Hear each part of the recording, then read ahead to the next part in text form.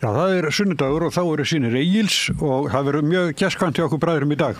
Í seinni hluta þáttarins kom maður til okkar Pavel Bartosek sem formaður utanríkismálanefndar Alþingis, Sóli Kaldal, öryggisverkfræðingur og stjórnarmaður í Varbergi, Stefán Pálsson, sagnfræðingur og stjórnarmaður í samtökum hernaðarandstæðinga og fyrrverandi utanríkisráðherrann Þórdís Kolbrún Gylfadóttir.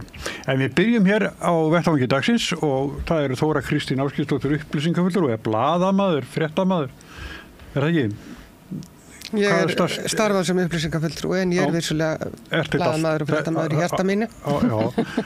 Og Finnbjörn Hermannsson, forseti Alþýðusambandsins og Svandís Svavarsdóttir, formaður Vinstri grænna. Sko við verðum allar að taka eina snertilendingu í Reykjavík, hérna á Reykjavíkurflugvelli og því sem gengur á þar. Svandís, þinn flokkur á borgarfulltrúa? Já, við eigum þarna borgarfulltrúa og þetta var náttúrulega, þetta komið svo þrumár heiskir lofti þó að Einar væri að vísu búin að segja að það hrikti í stofu meirihlutans og það yfirleitt koma nú svoleiðis meldingar eða mat á stöðunni fyrst frá einhverjum svona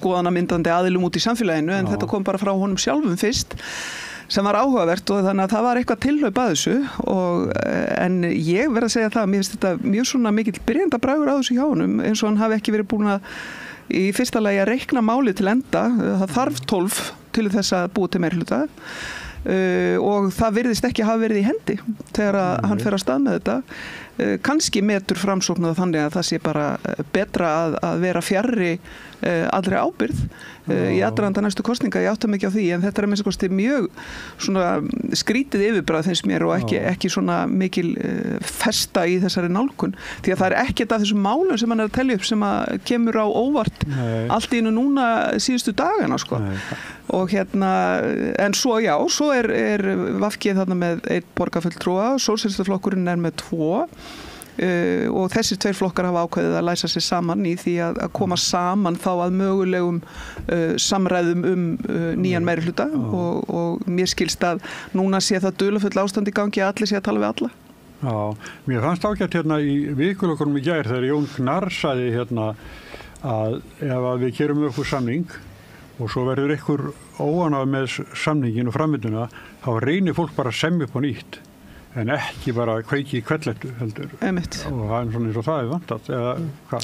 Það virðist vera sem að þetta hafi verið einhver svona hönnuð flétta og ég held að Sjálfstæðisflokkurinn hafi nú kannski verið prjónakonan í þessu tilfelli og lopin verði til að hengja Einar Þorsteinsson í því miður en þarna Sjálfstæðisflokkurinn hannar þarna fléttu og ætlar í rauninni að semur við Einar að leiða meirihluta áfram með þáttöku Sjálfstæðisflokksins og þeir hafa greinilega verið, það talið sér vera með eitthvað taka flokki fólksins og þarna Viðreisn sem að síðan ekki heldur því eins og við vitum að þá kemur þarna Inga Sæland eins og raketta nýraskett á Morgunblaðinu og ætlar ekki að láta þá draga sig á astnæðirónum og ég skil það nú reynda mjög vel en þarna og þetta er náttúrulega eins og Svandi segir, það er mikill byrjandabragur á þessu því að þetta hefðu þeir náttúrulega átt að sjá fyrir að gæti gerst þannig að þeir sitja þarna uppi með að í rauninni engan meirihluta í borginni og það verður engin mettur af þessu ferðalagi, hvorki Einar Þorsteinsson né Sjálfstæðismenn, en það er eitt svartiplétur í þessu sem ég sé, sem hefur ekki komið, af því að nú er náttúrulega uppi þarna viðræður sem sagt nýjan meirihluta í borginni og þar eru þarna, þá er fólk að tala vinstrimenn og ég sé einmitt tækifæri í því, ég held að það geti verið bara gott fyrir borginna að fá eitthvað svona nýjan hatt á þetta samstarf því að það er svona talsverður kurr í kringum það, en það er hins vegar eitt sem hefur ekki verið nefnt, það er það að Einar Þorsteinsson hafði ekkert samráð við sitt bakland, við aðra borgarfulltrúa í Framsóknarflokknum og þau sagðu uppalega að þetta hefði ekki verið nefnt. Þannig að hvað er Magnea ekki á? Já, ég hef eftir henni í dag að hann var búin að funda með þetta. En þau breyttu þá framburði sínum vegna þess að þau voru búin að segja að ég held að Sigur Ingi hefði verið höfundurinn að þessu, hann vissi alltaf hvað. Þetta greinilega endurspeglar einhvers konar klofning innan Framsóknar og það voru greinilega allavega ekki samráð við alla. Ég sá ekki betur en það væri haft eftir Árelíu Eydísi að það hefði ekki verið neitt samráð til dæmis haft við hana. Og ég velti fyrir mér, eru kannski einhverjir innan Framsóknarmeirihlutan sem að vilja halda þessu samstarfi áfram líka? Þó að Einar Þorsteinsson vilji það ekki.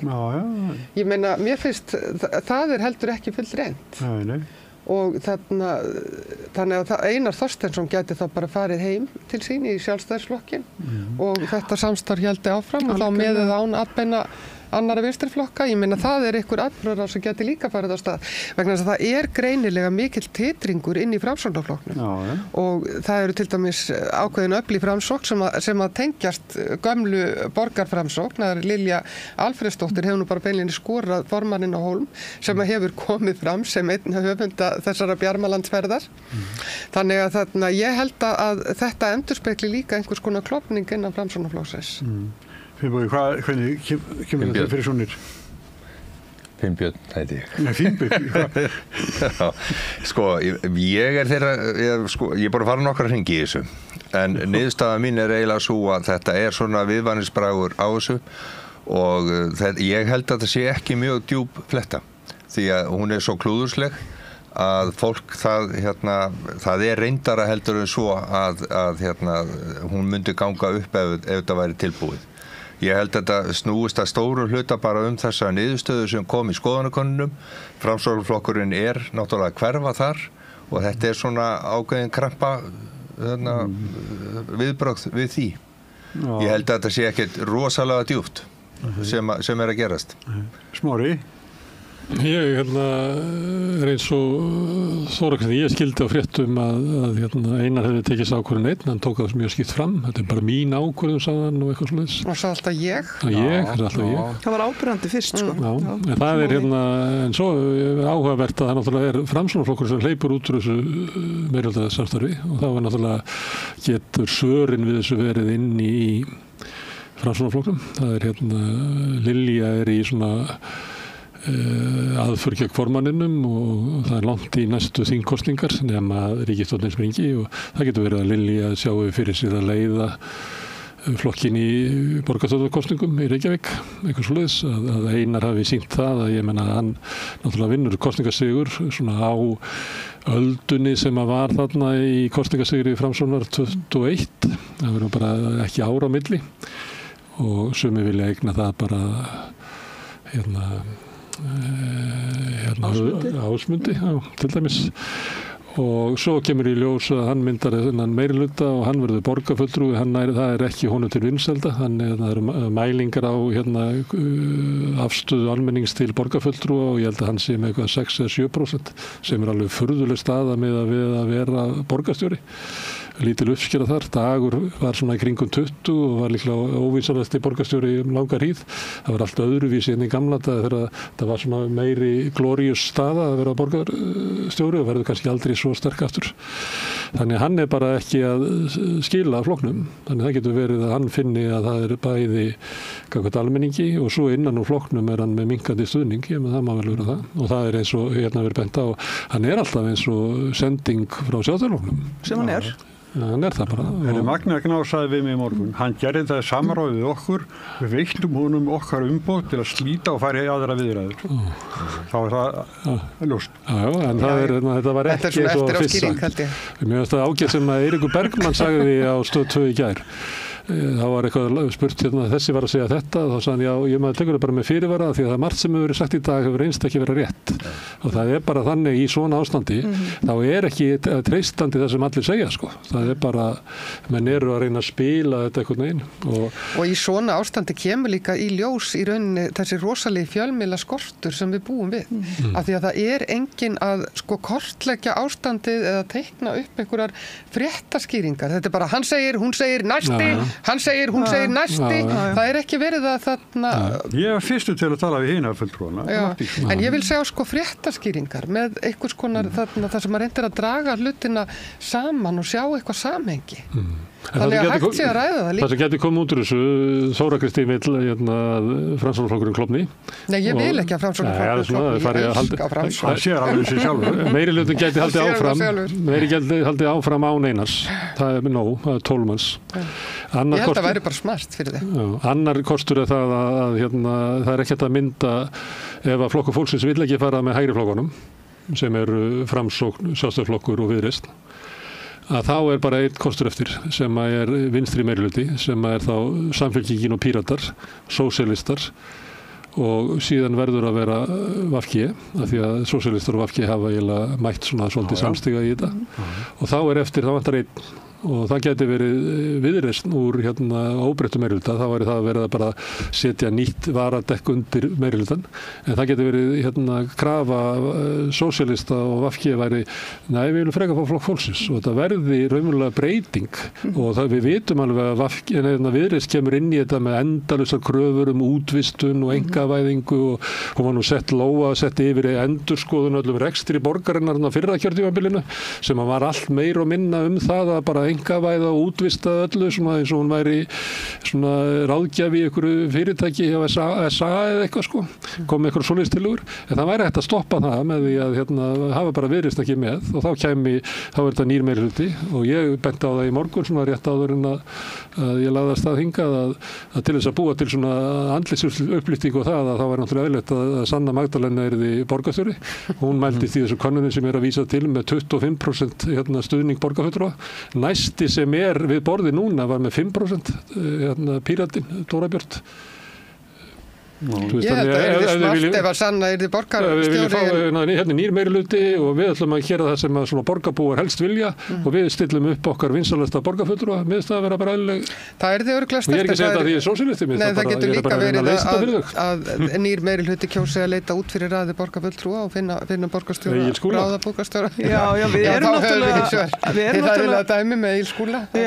erum náttúrulega mjög sérkennilegum tíma á kjörtímabilinu. Við erum á þeim tíma sem alla jafna flokkar byrja svona frekar að prófílera sig sem sko frá hinum, frekar en að hinum og þannig að það að búa til nýtt samstarf á þeim tímapunkti er bara svona viðbótar álag í raun og veru að gera og mér finnst alveg þrælspennandi að það sé í spilunum að byggja upp meirihluta sem að er sko með félagslega sjónarmið bara í öndvegi og við erum með 12 slíka skiljiði í ráðhúsinu og það er mótvægi fyrir næstu kosningar því að þar munu sko Sjálfstæðisflokkurinn og Miðflokkurinn er í einhverju uppsveiflu þannig hann er kannski inn fulltrúum þannig að verður svona árás í næstu kosningum að búa hér til hægri meirihluta og mér finnst að þeir sem eru ekki þeim inn í lífinu eigi bara að binda samtökum að stoppa það því það var bara stórkostlegur skaði fyrir Reykjavík ef að sko Sjálfstæðisflokkurinn og Miðflokkurinn og félagar með skattaðan Framsóknarflokk með sér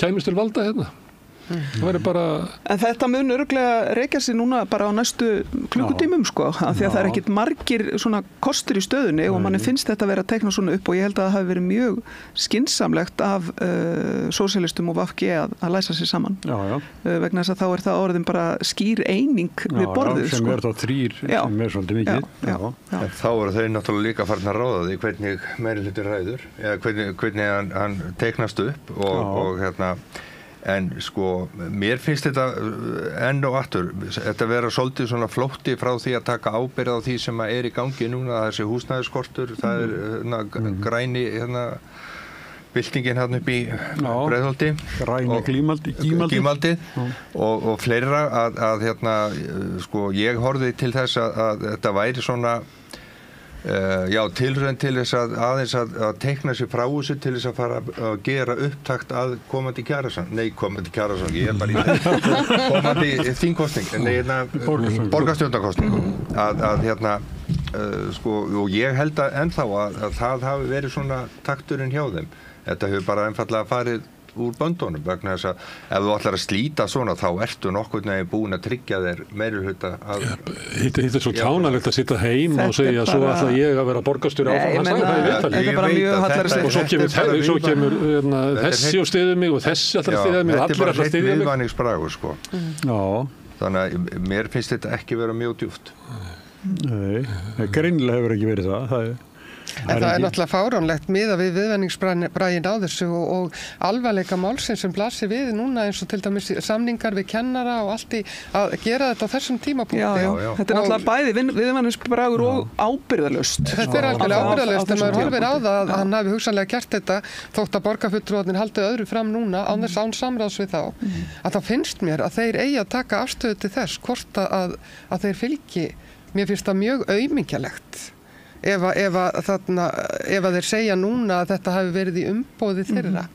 Vegna þess að það blasti við að þeir voru jafn óviðbúnir þessu og allir aðrir. Já, en hérna ef að verður ekki bræla á morgun að þá verður stefnuræða forsætisráðherra. Hún fauk út í viður og vind í síðustu viku. Já. En að óbreyttu þá verður... Já, þetta er náttúrulega, það er svo margt sem er fordæmalaust en þetta er svona meðal þess sem að var óvinnilegt að það er að segja að stefnuræðan að henni væri frestað út af veðri og ekki bara einn dag, heldur marga daga sem að ég skil nú ekki alveg. Smári spurði hvort þetta var útifundur. Nei, ég skildi ekki okkur var ekki að hafa þetta á 50 daginn en allt í lagi, þetta var eitthvað niðurstaða. En það sem er kannski umhugsunarefni er að þarna kemur ríkisstjórn sem það er stemning fyrir þessari ríkisstjórn þegar hún kemur. Það er búið að vera svona súr og leiðilega stemning í pólitíkinni og svo kemur þessi og það er óslega gaman hjá þeim og það er alltaf verið að syngja og grínast og eitthvað svona og allir hugsa bara já núna er þetta Og svolítið skammast út í mokkanni á milli. Skammast og Þorgerður Katrín búin að tala við þurfum samhenta ríkisstjórn og sem lætur verkin tala, búið að vera svona þessi tónn. Svo kemur ríkisstjórnin og gerist það á ótrúlega stuttum tíma að þessi stemning snýstu við. Að núna sitja þau uppi með það ítrekkað að verjast vegna þess og yfirleitt eru það nú uppákomur í kringum flokk fólksins sem eru að valda því og ég hafði nú sérstaklega gaman að því þegar Sigmar Guðmundsson sagði daginn svona okkur öllum til fróðleiks að það væru 3 flokkar í ríkisstjórninni þegar einhver fór að segja byrju eitthvað sundrungar, eitthvað leiðindastemning og þá allt í einu var það orðið svar að það væru reyndar 3 flokkar og þess vegna væri það eðlilegt að væri ekki sami tónn í öllum en það verður áhugavert að sjá núna þegar þingi fyrir að staða því að þá í raun og veru byrjar þessi alvöru núningur og þing þar sem að er hvorki vinstri né grænt inni í þingsalum og við erum að sjá ríkisstjórn sem að í raun og veru sammæltist það í sínu stjórnarsáttmála sem að sýnir bara klókindi Þorgerðar að hún í raun og veru hefur niðurstöðuna eftir höfði Viðreisnar hvað varðar ríkisfjármálin sem að er kannski stærsta pólitíkin í þessu öllu saman sem að er það að segja bara heyrðu við ætlum ekki að auka útgjöld ríkisins nema að spara fyrir því eða það er að segja köld hægri niðurskurða stefna sem að ég held að þingflokkur Sjálfstæðisflokksins hugsi nú bara nei hættu nú alveg ekki gengur við svona langt og það er ekki nóg með það að þessi opnu samráðsgátt þar sem að allir viðskiptaráð og vinir þeirra geta sendt inn hugmyndur það hvernig að móla niður velferðarkerfið heldur það þannig svo að þegar tillögurnar eru búnar að fara eina umferð í gegnum gervigreindina að þá er það bara steypustöðin. Það er bara einkaaðilar út í bæ sem eiga að forgangsraða þessum hugmyndum. Engir kjörnir fulltrúar koma að því og þetta er meira hægri, þetta er öfga hægri nálgun í raun og veru í þessari ríkisstjórn, þessi vinnubrögð og það að vera með annars vegar þá samfylkingu sem er virkjana glaðari heldur en við höfum séð nokkuð flokk og í aðdraganda þessara kosninga þá toppaði samfylkingin bara þið vitið, Sjálfstæðisflokkin, Miðflokkin, alla þessar flokka þau bara sögðu já, ok, nú er bara komið þetta fína orkuöflunarplan sem er stærra heldur en okkur öll hefði dreymt heldur til viðbótar það að stjórnarsáttmálinn leiðir okkur líka í þessi spor í ríkisfjármálunum og þar með erum við farin að tala mjög hægrisinnaða nálgun og nálgun sem að gerir ekki ráð fyrir neinni náttúruvernd eða neinni sín slíkri og þannig að ég veit að VG ætlar ekki að vera á þingpöllunum alla daga en það sem að væri kannski ákveðin leið en við munum beita okkur í gegnum samráðsgátt og umsagnarferla við þingmál þannig að okkar rödd muni heyrast vegna þess að það gríðarlega mikil reynsla og sterk pólitísk sýn og ég held að það sé bara líka betra fyrir löggjöfina að við séum með öll þessi sjónarmið við borðið. Það ekki gott fyrir íslenska löggjöf að það vanti bara einn kant hvort sem að það grænt eða vinstri í löggjafavinnuna vegna þess að það eru 3 umræður og við viljum að sjónarmiðin nái þarna að borðinu og undir þessum kringustæðum að þá þarf að hugsa út fyrir bóksið eins og gjarnan sagt til þess að tryggja að þessar raddir nái inn í þinghúsið. Já, það virkjanamála ráðarann, hann allar búið að bara sér lögum Hvammsvirkjun til að Já, en það bólar ekkert á þessu frumvarpi sem hann lofaði þarna raforkusölu til heimila og smærri fyrirtækja. Hvernig ætlaðu að leysa það mál? Mér hefði nú fundist að þau átt að byrja þar. Já, en honum fannst líka mest á sérlögum Hvammsvirkjun og það vildi nú þannig til að ég var að fylgjast með fundi sem var á vegum háskólans og forsætisráðuneytisins sjálfbærnimál og náttúruvernd. Frábær fundur, mjög flottur með flottri framsögu og pallborði og þar átti ráðherrann að vera með svona einhvers konar innkomu í lokin. Hann gat ekki klárað fundinn af því að hann þurfti að drífa sig á fund þingflokks Samfylkingarinnar til þess að gera grein fyrir frumvarpi sérlög á Hvammsvirkjun. Þannig að sem er svolítið svona tákgræn staða vegna þess að það auðvitað mikilvægt að ráðherra náttúruverndar leggji við hlustir þegar það verður að tala náttúruvernd. Þannig að við eigum eftir að sjá, það sko ef við ætlum að fara að horfa upp á að það verði sérlög hér Hvammsvirkjun, að þá við bara farin að stíga það skrefa að leggja alla almenna ferla til hliðar og vera með sérlög hvaðina. Og það eitthvað sem að við höfum öll andmælt í gegnum tíðina að væri farsæl leið að við þyrftum að vera með almenna nálgun. Og ég meina, en spenningurinn slíkur hjá stjórnarandstöðunni að hjálpa þessum nýja ráðherra við að klára þetta að það mætti segja mér að það kæmu hugmyndir fleiri sérlög úr þeim ranni líka sem að verði þá erfitt fyrir þau að sem að merkir náttúrulega að það bara yfirgnæfandi meirihluti og þingi fyrir því að setja sérlög Hvammsvirkjun. Það það. Ég sé ekki betur. Það bara, ég sé ekki 55 pluss fylgjandi, ég veist það. Sko, ríkisstjórnin nú bara nýlega tekið við og þessi skrá sem þið settu núna fram, hún kannski ekki markandi fyrir það sem koma skal vegna þess að stór hluta af því sem að kom fram þarna. Þetta var bara einhverjar tillögur sem voru til í ráðuneytunum. Þetta sneri að fullgildingu alls konar regla og þess áttar sem hafði greinilega ekki gengið í gegn hjá fyrir ríkisstjórn. Mér finnst allavega það sem að þau boða, til dæmis það að þau ætla að auka tekjur ríkissjóðs með því að setja á víðtækari veiðigjöld og auðlindaskatt á svona það sem verið að nýta af auðlindu þjóðarinnar og mér finnst það bara mjög gott að skuli þó vera að taka þann hlutan.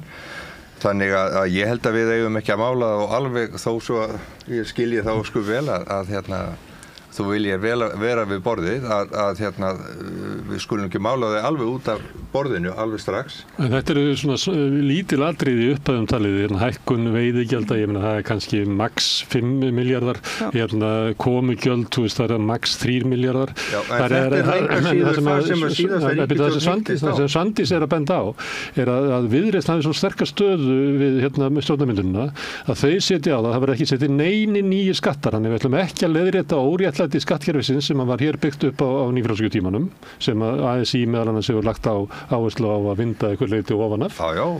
Þið fá ekkert af því. Það á ekki að vera nein útgjöld nema að finna tekjur fyrir því, en það á ekki að finna neina tekjur, þannig að verður að finna niðurskurð á móti. Og þetta bara, ég held að þetta sé meinið í ríkisstjórninni, Samfylkingin og Flokkur fólksins mun ekki geta þola þetta í marga mánuði. Og það líka þannig að mun ríkisstjórnin bara springa á þessu troppi sem að hægri flokkurinn hefur. En sko ekki að sjá þegar við sjáum heildarmyndina. Jú, við skulum gera það og ég held að það skipti mjög miklu máli að ríkisstjórnin fái tíma til að fóta sig og slípa þetta samstarf og allt það. Ég held að það sé gott.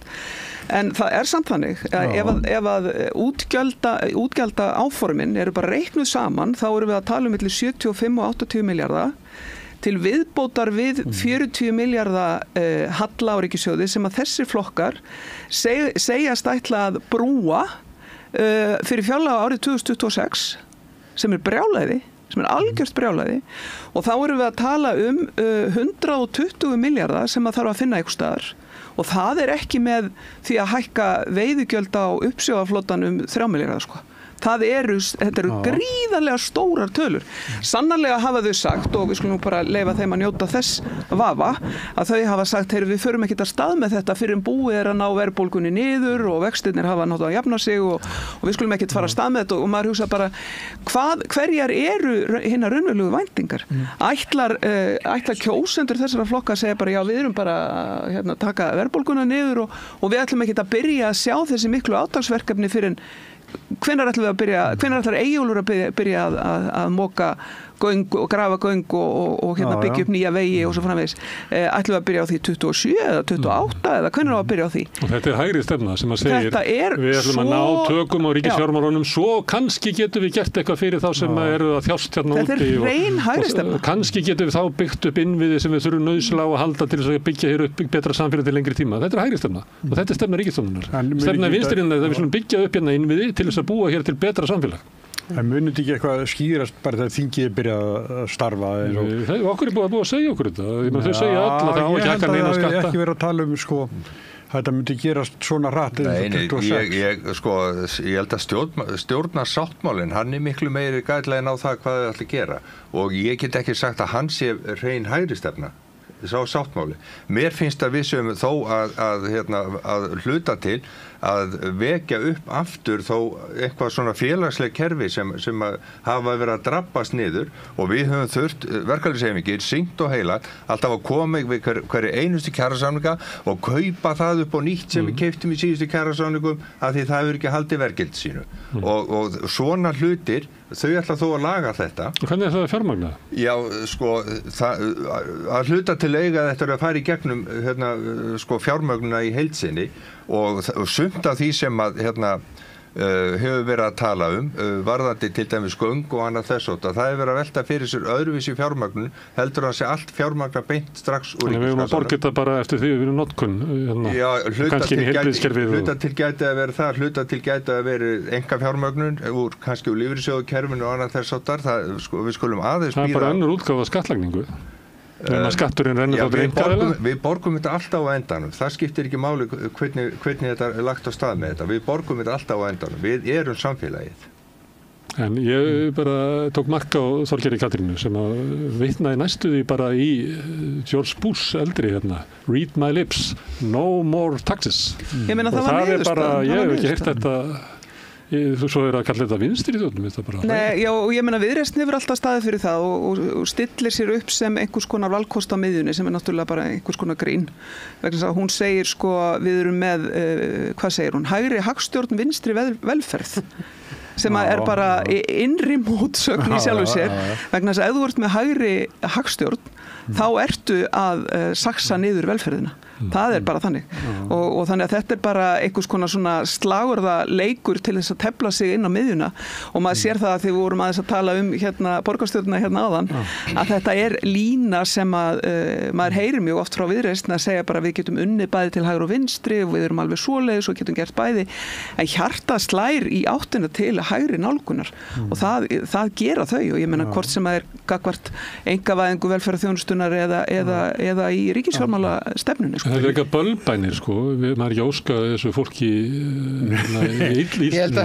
þetta mein er alveg augljóst í þessu samningu sem voru gerðir þegar þessi ríkisstjórn var mynduð að Viðreisn bæði fær öll veigamestu ráðuneytin og þessa það sem að þeim fyrst skipta máli að það verður bara ekki hækkaði skattar og ef þú vilt eitthvað aukin ef þú vilt bæta hag vessettu þá verður bara að spara fyrir því og þetta er meini sem ég sé ekki að bakland hvorki samfélginu flokks fólksins munið þola til lengri tíma, ég bara sé það ekki. Nei, ríkissjóður er vanfjármagnaður og hvernig hefur auka tekjurnar? Ég held að það hefði komið öllum á óvart í rauninni hvað Viðreisn fór ofboðslega vel út úr þessum meirihluta verið. Já, fékk bara allt og ræður öllu í rauninni. Já, það er bara eins og hefur komið hérna fram, sko, þeir gátu samið í báðar áttir og þannig að þeir höfðu náttúrulega stöðuna til þess að ná sínu fram. Það voru keypt. Já, en að hluta til þetta náttúrulega líka, sko, við þurfum aðeins að skoða við hverju þeir eru að taka. Ef við bara skoðum heilbrigðiskerfi, ef við skoðum vegakerfi og annað þess aftur, þetta er nú engin sérstakt bú sem þú varst að skila af þér, sko. Þannig að það er töluvert, ég er ekki að verja ríkisstjórnina, síðan svo, og ég mun hérna gagnrýna hana eins og allar aðra ríkisstjórnir, það er bara okkar hlutverk. En enga síður þá verðum við aðeins að gefa möguleik á því að sýna á spilin hvert þau vilja fara, þannig að þau svona allavega sýni fram á það hvað þau voru að lofa í síðustu kjarasamningum alþingiskosningum. Ég er fastur í þessum kjarasamningum í síðustu alþingiskosningum. Það verður ekki kjarasamningar fyrir þessi 3 árið eitthvað. Já, alveg saman góð að segja. Ég veit þetta að gera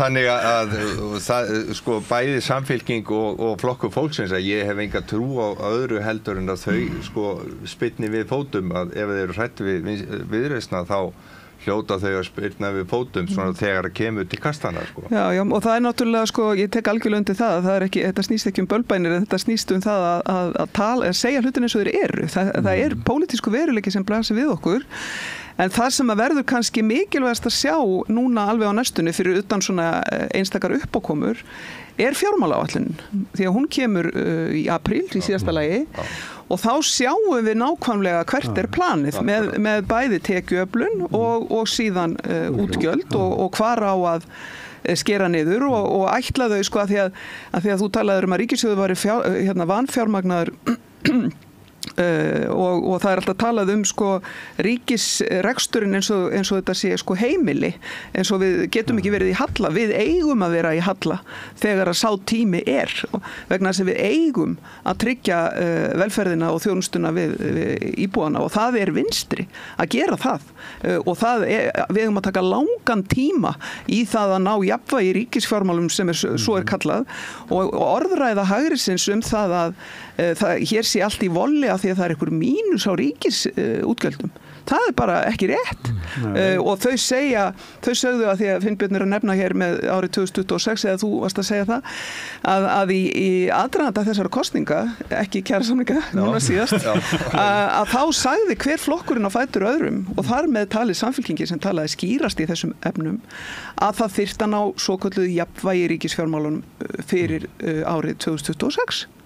Það var bara þeirra útspil í kosningabaráttunni, en það var enginn sem staldraði við að það væri alveg svakalega sterk hægri lína að spila því út, þið vitið. Þóra Kristín, þú?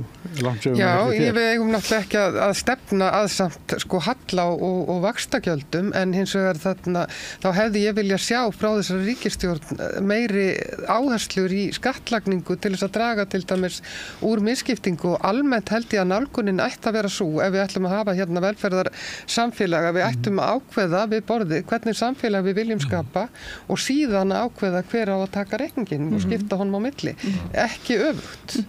Vegna þess að við erum alltaf að mylja innan úr þessu kerfi sem við höfum og mér finnst það bara að vera mjög slæmt. Og af því að við vorum nú að tala um borgina hérna áðan að það hefði orðið mjög slæmt til dæmis ef að það hefði komið nýr meirihluti í borginu og farið að róa í aðra átt hvað var það til dæmis borgarlínu og það er reyn og klár sóun á fjármunum borgarbúa.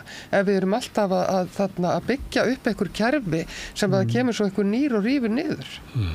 Og það er alveg eins í landsmálunum. Við viljum við verðum að ákveða við borðið hvernig við verðum að vera sammála í einhverjum grundvallaratriðum hvernig samfélag við viljum og síðan að deila niður reikning. Ríkisins, að þá eru við miðað við bara næstu lönd, þá innýttum við minni skatta af fjármagni og fyrirtækjum. Og það munar, þú veist, það er alltaf að deila það, sko, því að ef þú hreyfir skattina þá hreyfir skattstofninn, en ég sé bara auðvelt að fara með þetta upp í svona 80 til 100 milljarða sem er bara áður en að við setjast á borðinu, að þá ákveðum við umfram þjóðurnar sem að við hins vegar berum okkur saman við og viljum hafa sambarlegt velferðarkerfi og þeir, þá er við við búin að láta sko fjármagn og fyrirtækjaeigendur fá 100 milljarða og svo eigum við að bara reyna að tjasla saman einhverju velferðarkerfi út úr því sem eftir og við erum að hissa á því að gangi ekki upp. Þetta er meinið í íslensku samfélagi. Þetta er ástæðan fyrir því að þegar fólk, ungt fólk fer og flytur til Norðurlandan og fleira, að það áðægilega ekki orð yfir það þessi komið í samfélag sem er barnvænt, það sem að upplifir að séð mann og hvað svoleiðis, en við höfum ekki það kerfi. Ástæðan er svo að við erum með velferðarkerfi hinna ríku. Og þetta náttúrulega sjálfstæðisflokkurinn búin að vera meira og minna við völd frá allan lýðveldistímann. Hugsunin svo að velferðin læti afgangi ef við höfum efna á því. Ef við ætlum að komast út úr þessu, þá verðum við að breyta þessu. Já, við getum sko fundið peninga mjög víða. Eitt af skammarirðin sem búið að koma á, það heitir eftirlitsiðnaður. Bara það að setja pening í samkeppnisstofnun. Það sparar þjóðfélaginu alveg stórfé. Skattaeftirlit. Sem að ræðu við stórfyrirtæki. Já, sjáu hvað Danir að gera núna eftir COVID, að þeir settu eins og við gerðum, settu mikinn pening í fyrirtæki til þess að halda það gangandi. Nú skatturinn alveg á milljón og eftir þessu fyrirtækjum, hver er hagnaðurinn þeirra? Eru þeir að borga út arð? Hvað eru við að gera? Nei. Þetta var bara gjöf til fyrirtækja. Þetta er stór mál sem þetta að tala að komast að því hvernig þessir peningar voru nýttir. Já, það er stór mál. Það kom út skýrsla hjá fjármálaráðuneytinu fyrir heldur 2 eða 3 árum sem að var það hvað við getum búist við að liggja mikið af fjármunum í skattundaskotum. Og slíkum ákvörðunum fólks og fyrirtækja og þar var slegið á að það væri milli 80 og 100 milljarðar á ári sem að lægið þar en mér langar að segja líka varðandi sko tekjuöflunina því að mér finnst skipta líka svo miklu máli og þar sakna ég sko vinstri tónana í almennt þarna úti ekki á samstöðunni en annars þar að það er það að sko skattar snúist ekki bara tekjuöflun fyrir ríkið heldur snúist líka það raunverulega markmið að draga úr ójöfnuði að jafna kjör fólks og taka peninga þar sem að þeir eru í mestum mæli inn í samneysluna vegna þess að það sé betra fyrir samfélagið að draga úr ójöfnuði og þetta finnst mér að þetta er sjálfstætt markmið líka. En mér er svolítið athyglisvert þú nefnir af því að það var kosningapróf upp á RÚV þar sem að þetta var meðal annars einn spurningin hvort að þetta nota skattkerfið til að draga úr ójöfnuði og það komið svo óvart hversu sko margir til dæmis bara úr Samfylkingunni svöruðu því bara neitan eða sem léttvægu og ég meina þetta hefur mann fundist vera sko grunnurinn að norrænni jafnaðarstefnu að það er þarna að nota skattkerfið til að jafna lífskjörin og það er eins og fólk hafi fæst sko fjær því. Og eitt í viðbótina varandi halla á ríkissjóði. Halli á ríkissjóði því að þú aflar ekki tekna fyrir reksturinn að það er náttúrulega glórulaust og það veldur verðbólgu og við erum að koma út úr slíkum kafla.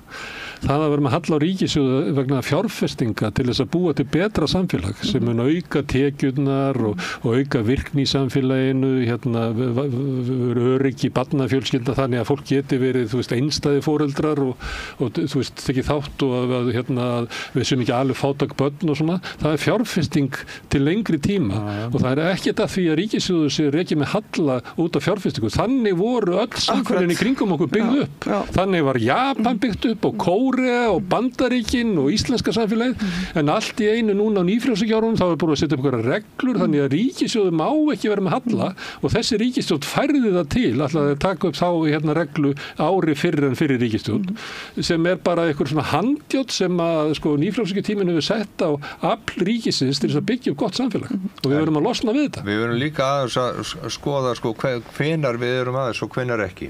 Það er málið. Til dæmis núna að við erum í töluvert mikilli verðbólgu. Ríkið er að borga sko milljarða í vexti á ári og það er illa farið með það fyrir. Og ekki fyrir fjárfestingar, heldur fyrir bara þeir innheimtu ekki, þetta er verið að borga halla vegna skattalækkana. Já, við erum stödd hérna í dag sko.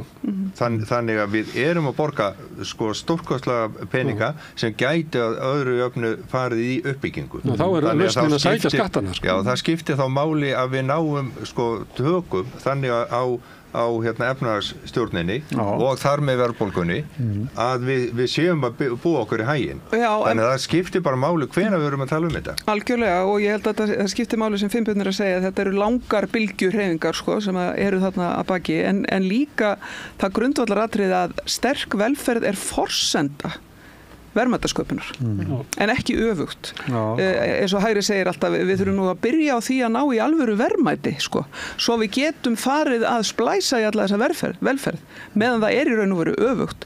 Ef við erum ekki með menntun, heilbrigðiskerfi, félagsþjónustu og svo framvegis, þá erum við ekki með neina verðmætasköpun. Og þá er enginn að fara að gera neitt eða láta sér detta eitthvað í huga ef hann eða hún hefur ekki verið í skóla, sko. Það er ekki þannig. Sem tengir svolítið kennaraverkfallinu, það sem er rekin rosalur áróður það að það sé ákveði fólk hérna í samfélaginu sem búið til verðmæti, það er þeir sem að vinna við einkageranum og svo séu opinberu starfsmenn sem sóa verðmætum. Ég fór á Sinfóníuna, spilaði dásamlega Mahler og ég sagði það er til fólk hérna sem heldur að þetta fólk myndi spila betur ef þetta væri einkarekið. Ég veit að þetta er bara eða bara fækka aðeins fiðlunum kannski. Alltaf marga fiðlunum. Það er rosalegur áróður núna í kennaraverkfallinu eiginlega gegn bara opinberum rekstri að allt fólk sem vinnur á opinbera sé eiginlega sóa verðmætum. Þannig að við erum stjórnmálin er orðið mjög skrýtnum stað. Ég held að það fyrirbæri í íslensku samfélagi sem er með bestu framleiðina sé Landspítalinn. Öruglega. Koma fólk aftur út í samfélagið og... Já, á sumu leyti finnst mér þessi orðræða og þessi umræða minna mann á 2007. Sko, eins og til dæmis þegar að sko í aðdraganda kosningana þegar að kom hver svona aðilinn á fætur öðru og sagði, heyrðu við ætlum að hafa pallborð og það er að vera fulltrúar allra flokka og maður var eitthvað, já, ok, og hver eru þið? Já, við erum viðskiptaráð. Já, eða við erum samtök fyrirtækja í fjármála einhverju, eða við erum SI, eða við erum SA, eða við erum eitthvað, og við vorum bara sko hlaupandi á milli staða til þess að vera öll í einhverju pallborði. Það sem að spurningin var, hvar er helst hægt að skera niður í opinberri þjónustu? Hvernig er helst hægt að sameina opinbera stofnanir? Hvernig er helst hægt að lækka skatta? Og svo framvegis. Þannig að og líka eiginlega bara, hvað ætlum við að gera fyrir okkur? Já, algjörlega. Svo ákváðu þau algjörlega bara umræðuna og völlin sem að við áttum síðan að hreyfa okkur á. Og þetta var, og svo voru okkur gefin stig. Þeir sem voru ofsalega góðir, þeir voru bara eiginlega alveg sammála viðskiptaráði. Þeir sem voru rosalega lélegir, þeir voru ósammála viðskiptaráði og fengu svona grínkall á sig sem var mynd af Karli Marx. Já, og VFG lág þar. Við vorum mjög lág þar og vorum alveg eins og Karl Marx í framann af því að við fengum engin stig hjá viðskiptaráði. En þetta er svo alvarlegt vegna þess að þessi orðræða fer svo inn í atvinnupólitíkina ef svo má orðið komast og þessir punktar eru þeir sem eru, ég meina, nú er þetta bara komið inn í umræðinu kennaraverkfall og kjör kennara. Ég lenti einu sem ég á samtökum innari svo svona fundi og það gekk algjörlega fram að mér og ég fór að rífast við kallinn að segja, hver eru þið að kalla bara fulltrúa almenningsvaldsins hvað þeir ætla að gera fyrir ykkur, eru þið ekki ríkasta fólki á Íslandi og hvað ætla þið að tróða ykkur fram fyrir þá og við þurfum að hugsa sko öryrkja og einstæða foreldra og leigjendur og svona, svo eru þið að tróða hvað ætla að gera fyrir okkur, hvaða rugl er þetta? Og svo, krafan er alltaf þannig, í húsnæðismáli var eitt sem var sett, að húsnæðis- og mannvirkjastofnun á að fylgjast með byggingum til þess að hjálpa verktökunum þannig að þeir geti framleitt réttu vörunar, geta ekki bara gert þetta sjálfur. Ef þú ert verktaki og ert með 30% af sko, öllum byggðum húsnæði í Reykjavík, er ekki lágmarkað og kannir svona hvers konar húsnæði þetta að byggja. Þessi endalisa krafum að sko ríkið er að þjóna þessu fólki. Einu sem var þannig að útgerðin borgaði fyrir rekstur Hafrannsóknastofnunar, það vist ekki alveg lengur. Borga ekki nógu mikið til þess að fylla það. Þessi frekja sko SA og viðskiptaráð sem að kemur núna sko ég talaði við forystu kennarasambandsins hérna á mánudaginn, þarna eftir þennan sunnudag, þar sem þau héldu að þau væri á landasamningi. Og þau upplýðu þannig að það kom bara pólitísk skilaboð inn í þetta sem sprengdi þetta. Hvaðan? Ég, eftir að... Ætlar ekki að segja frá því? Jó, ég var svolítið lengi að því að ég áttaði mig ekki á því hversu viljið þau væri til þess að segja þetta. En minn skilningur í lok samtalsins var það að það voru fyrst og fremst í gegnum samband sveitarfélagana og það voru sjálfstæðis bæjarstjórarnir í kringu Reykjavík sem bara sprengdi þetta. Af því það var bara pólitískt óásættanlegt út frá þeirra hugmyndum sko uppbyggingu samfélagsins að það yrði gengið að kröfum kennara. Þá er þetta þeir sömu og voru á móti skólamáltíðum. Heldur betur. Þeir eru greinilega í stóru málunum. Nei, ég menna þetta er náttúrulega bara alveg furðuleg pólitísk nálgun að vera í þjónustu samfélagsins og í forystu fyrir sveitarfélög og vera með einhvers konar innbyggða pólitíska andúð á samfélaginu. Maður skilur bara ekki hvernig í óskopunum þetta gengur upp að einhvern veginn móast við öllu sem snýst að byggja samfélagið upp en vilja svo endilega vera í sveitarstjórn. En svo vorum við vorum að tala að þingið stefnuræðan verður á morgun öll óbreyttu og þá þingið fæðið af stað og miðað við umræðuna hérna þá ef að stjórnaranstæðingarnir eru jafnharðir og þið þá verður bara líf og fjör á Alþingi.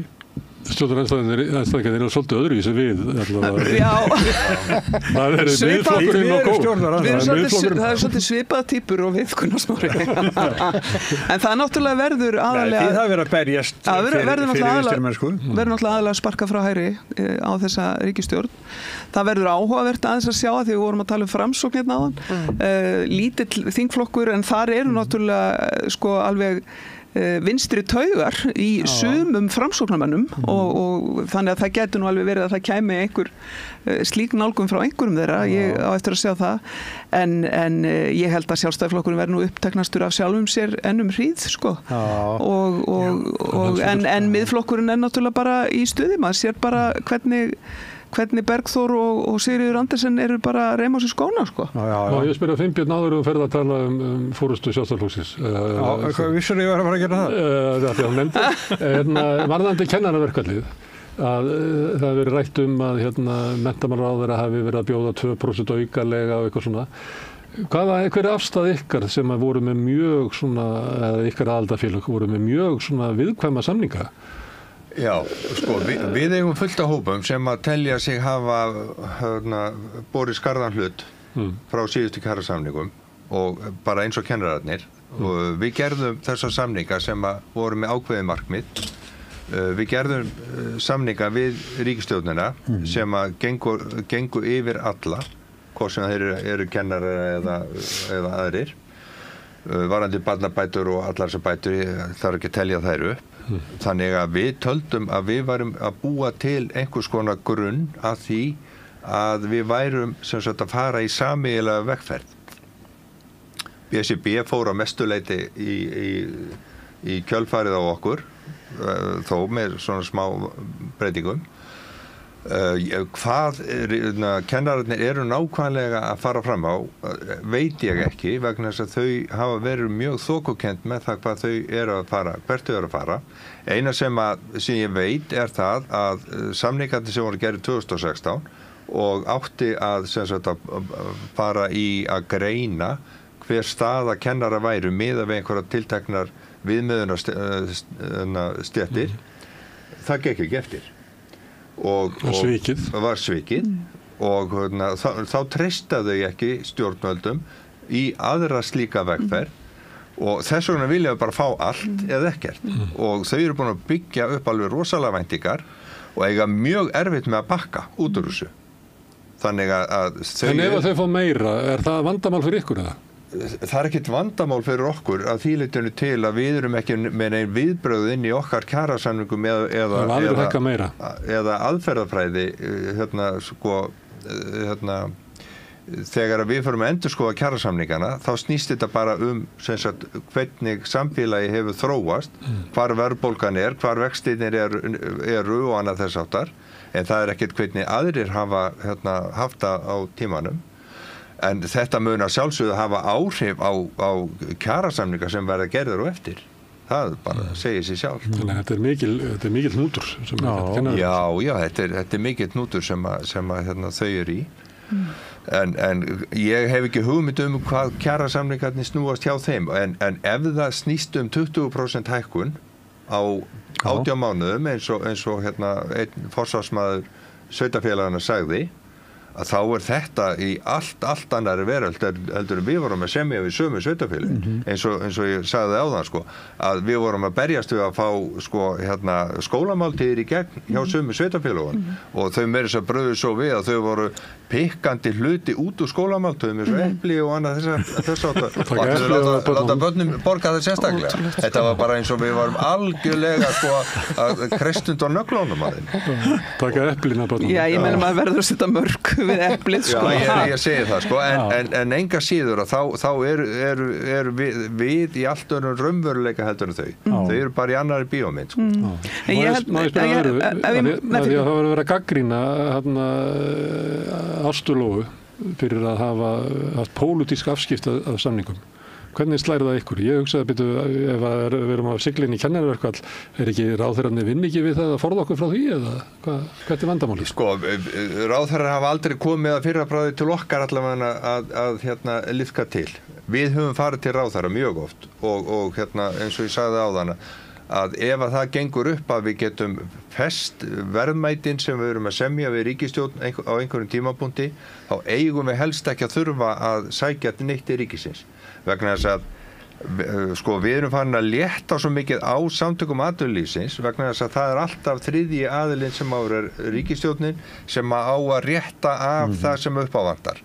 Þannig að þau eru svolítið orðið í skjóli við ríkið. Og það kemur til af því að við erum alltaf í þessum afréttingum, hvort sem það eru barnabætur, vaxtabætur eða fæðingarólof eða hvað sem þetta heldur aldrei verðgildi sínu. Og þá þetta alltaf sko dúsan sem á að redda. Þetta náttúrulega horfir kannski aðeins öðruvísi við þegar að ríkið beinlínis viðsemjandi í máli eins og hér að ræða gagnvart framhaldsskólakennurum þar að segja.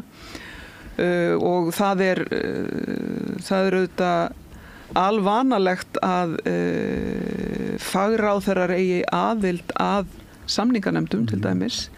Ég man eftir því þegar ég var í heilbrigðisráðuneytinu þá vorum við með fulltrúa á ráðuneytinu inn í samninganefndinni til þess að vegna þess að stundum lausnirnar að finna hjá þeim sem að þekkja mjög vel fagumhverfið en ekki bara frá samninganefnd ríkisins sem að lítur að sko fjármálaráðuneytinu og verður oft til þess að laga mál þannig að það mér finnst sko umræðan hafi farið svolítið út á sporinu þegar að tala eins og það sé ykkur agalegu skandall að stjórnvöld sé að reyna að hjálpa til við að klára samninga en út frá því sem að Finnbjörn að tala sko með þá ég algjörlega sammála þessu grunnprinsippi að kjarasamningar snúast kaup og kjör þar sem atvinnurekendur eru öðrum megin við borðið og vinnandi fólk hinum megin og það snýst það hvað á að reiða af hendi fyrir vinnuna.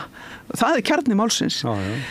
Hins vegar sem betur fer höfum við oft verið með félagslega sinnuð stjórnvöld í gegnum tíðina sem að hafa vilja leggja sitt að mörkum með félagsmálapökkum eins og það héti gamla daga og með svona einhverju aðkomu sem að snýst þá það að aðgerðir stjórnvalda séu til þess að bæta kjör almennings fyrir utan það sem er við kjarasamningsborðið. Það að segja að þér varðar millifærslukerfin og svo framvegis eða húsnæðiskerfi eða lagasetningu og svo framvegis og ég held að það sé gott svo lengi sem það ekki þannig að atvinnurekendur hlaupi bara í skjól og segi ríkja og græja þetta sko fyrir okkur. En svo fremi sem að þetta sé ekki alltaf sömu hlutin sem við erum að semja aftur og aftur og aftur til þess að halda verðgildi sínu. En varðandi þessi 2% að þá hefur það komið fram hjá ráðherra að hún hafi ekki verið að bjóða þetta, þannig að þetta nú, allavega lítið út fyrir að vera einhver kjátt að saga, en það hefur hún ekkert umboð til að semja fyrir sveitarfélögin. Nei, ég fært nú hennar skýringar á þessu mjög trúverðugar. Engin ástæða til að í þessu tortryggnis andrúmslofti sem verið að reyna að skapa í kringum allt. Nei, ég meina það verður að semja við kennara. Við þurfum að það verður að finna leið til þess. Mér varst þetta frekar plús fyrir hana að hafa þó áhyggjur af því að liðka til. Já, að börnin fór ekki í kennslu. Það eitt svona dægurmál, stórmál. Það forystumál Sjálfstæðisflokksins. Ég horfði á beinu útsendingu í gær frá fundi Guðrúnar Hafsteinsdóttur og þar var margt manninn, kannski ekki jafn mikið og jafn margt og var hjá Áslaugu Örnu, en samt var það svona... Er eitthvað búin að telja það? Nei, ég veit að ég á mynda því en Þetta er sér á Trump. Já, akkurat. Það var meira svona valdafólki í Sjálfstæðisflokknum hjá Áslaugu Örnu og minna meira svona... Meira af þessum þekktu andlitum. Ég hugsa að þetta verði svolítið þarna bardagi grasrótarinnar og elitunar í Sjálfstæðisflokknum. Kolkröllin gegn hinum. Svolítið. Já, en eiginkona Guðlaugs Þórðarssonar, hún var í salnum. Segir það ekki eitthvað? Jú, það segir þau hafa náttúrulega einhvern veginn, þau vissu það að þau geti ekki bæði farið fram af því að þau eru að treysta á þetta sama fylgi sem er svona þessi almenni sjálfstæðismaður og þessi svona smærri fyrirtækja eigendur en á móti kemur að öll mokka mafían var samankomin í Áslaugu Örnu og þarna stórútgerðinn og það sem svona og eldri kanónur í flokk. Þannig að hún fekk sko gríðarlegan stuðning þar. Er mikill munur á þeim? Svona karakterunum, pólitískt, ég veit það ekki alveg. Ég held að sko, ég held að þarna að Guðrún Hafsteins er náttúrulega eldri, hún er með meiri reynslu, hún kemur úr svona þessum svona smáfyrirtækja bransa sko. Og hefur samt verið varaformaður SA. Já, hún hefur verið varaformaður SA og samtaka iðnaðarins og ýmislegt. Hún er við að koma við, en hún er þarna, ég held hún svari kalli margra innan Sjálfstæðisflokksins að þetta fólk verði meira. Þú mættin í samningaviðræðum? Ég hef þá trú að Guðrún myndi svona breikka hópinn sem að myndi horfa til Sjálfstæðisflokksins að sko hún náttúrulega þekkir atvinnulífið af eigin reynslu, hún er búin að fara mjög víða. Verið í stjórnum lífeyrissjóða og formaður LL á tímabili manni eftir. Þannig að sko hún þekkir ekki atvinnulíf af afspurn svona frekar eins og Áslaug. Þetta hefur brunnið á henni. Já, hún sagði í gær sko, það var að byggja fyrirtækið og svo deyr pappinar var að vera bráðkvættur, það var hún 23 ára og það var hennar að fara inn í Kjörís og tilkynna starfsfólkinu andlátið og hún var sem sagt framkvæmdastjóri frá og með þeim degi svo náttúrulega farið víða af, einu sem var markaðsstjóri fyrirtækisins, hefðu systkina greinilega skipt sveik á milli sín, en hún fór út úr þetta, hún væri komin út úr svona gamaldags kapitalísku fyrirtæki. Algjörlega. Sko ég held að mér fannst þetta nú svolítið svona áhugavert sko þegar Guðlaugur Þór var komin í þetta skrýtna kastljósviðtal þannig sem að var það að hann ætlaði ekki að fara í framboð. Þetta var mjög furðulegt sko. Það dói í fyrstu spurningu. Já, það var alveg stórskrýtið sko en vegna þess að svo byrjar hann í raun og vera að teikna upp sko sviðið fyrir Guðrúnu með sínu orðfæri. Við þurfum að komast út úr því að þau sem eru merkt af átökum undanfarinna ára séu í forystu fyrir Sjálfstæðisflokkinn. Það komið að breiðar eitthvað svona. Og eins og stundu þá sittum við sjónvarpið og segir spurði hann þá þetta og það kom ekki. En þannig að það að Ágústa er þarna kemur mér ekki óvart en það er alveg skýrt merki frá Gulla hópi að þau munu fylgja liði Guðrúnu og það verði svona megin undirtónnin að hún sé ekki eins menguð af þessum miklu átökum sem að hafa verið í kringum forystuna. Ég sá hérna sko Ólafur Adolfsson, nýr þingmaður Sjálfstæðisflokksins í norðvestri, hann var þarna með sig upp á sviðinu. Þetta er nýjasta nýtt að vera svona alltaf með fólk svona bak. Þetta er svo Trump. Já, þetta er svona amerískt. Það var bara svo tróði held ég. Trump er alltaf veit svartur að við tekja því. Já, einmitt. Sem er alveg nóg. Hann er á launum líklega, þessi sami. Svo Vilhjálmur Árnason, ritari flokksins, hann var þarna. Ási Friðriks var þarna. Já, fyrirverandi, hann er allstaðar bara. Sem að Áslaug Arna reyndi að púa þegar hún var ung á landsfundi, púa niður vegna þess að hann var að ræða innflytjendamál. Já. Mikið rétt. Nei, ég meina þú veist, þetta er náttúrulega bara 2 konur í Sjálfstæðisflokknum og einhvern veginn finnur Sjálfstæðisflokkurinn út úr því hvernig þeim líður með þetta en ég held að það sé komið mjög mikið óþol inn í flokknum yfir því að það skuli hafa verið bæði svona mikil spenna og þingflokkurinn. Það verður spenna í þessu kosningum ef að kosningamaskina Gulla er með Guðrúnu, þá verður þetta kosning það. En er hann með kosningamaskinu landið? Já, hann er búin að vera að færa stofnanir. Nú er þetta bara, sko, hvað er þetta, 1000 mann sem eru á þessu? Hún kemur með landið, en hann kemur með borgina. Hún kemur með Suðurland allavega, hún kemur með, ég meina, hún fær stuðning Haraldar Benediktssonar á Akranesi, sem líka náttúrulega svona svolítið landsbyggðar. En sko, Áslaug náttúrulega stóru hluta með, sko, eignarhaldsfélagið sem á flokkinn, sko. Og Jens Garðar, er hann ekki Áslaugamegin? Jú. Já, hann er náttúrulega í norðaustur og það, sko. Já, og það er náttúrulega útgerðar og fyrirverandi formaður SAS og núverandi aðstóða framkvæmdastjóri Kaldvíkur sem er með laxeldið. Hann er kannski hættur að það er núna, ég veit að hann var það allana. Þetta er svona stríð sem að mann er alveg ósátt að þetta margir verði sárir á eftir. Já, ég menna þetta er bara fínt, sko, það sem hefur verið í gangi undanfarin ára. Sjálfstæðisflokkurinn er að veiklast með hverju árinu og ég held að það sé nú bara kannski einna mikilvægast við pólitísku stöðuna sem er uppi núna vegna þess að þessi flokkur hefur verið svo ofboðslega tengdur hagsmunaöflunum í samfélaginu og það hefur ekki verið hægt að hreyfa hér stór kerfi vegna þess að sjálfstæðisflokkurinn hefur verið meira og minna alltaf við völd. Það verður missir á Bjarna? Og öllum megin við borðið. Ég er ekki allir bara búin að gleyma Bjarna, hann er hættur á þingi og ég hef ekki hugsað Bjarna Benediktsson á þessu ári. Nei. Þegar þú spyrð. Nei, hann er náttúrulega búin að vera þarna næst lengst allra. Nei, ég meina hann er náttúrulega... Það er oft í pólitík, þegar þú ferða þá ertu bara... Hann á mörg spor í pólitík. Mjög rætt. Hann er búin að taka til sín í gegnum tíðina. Já, ég meina þetta er stór pólitíkus. Það er alveg þannig. Já. Það er alveg þannig. Ekki tekið af honum.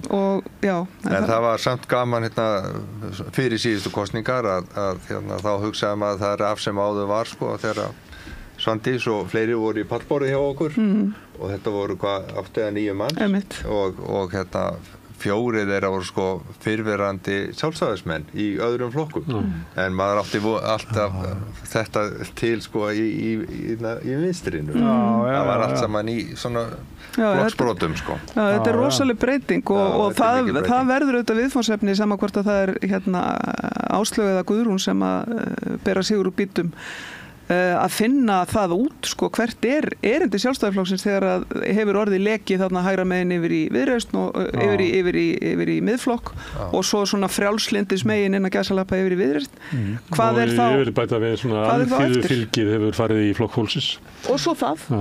En til að ræða þessi mál svolítið djúpt á morgun þá verður gestur minn Þorsteinn Pálsson. Já, það er hann að mál. Já, maður með fortíð. Við rauðaborðið á morgun. Bara að fá staðfestinguna.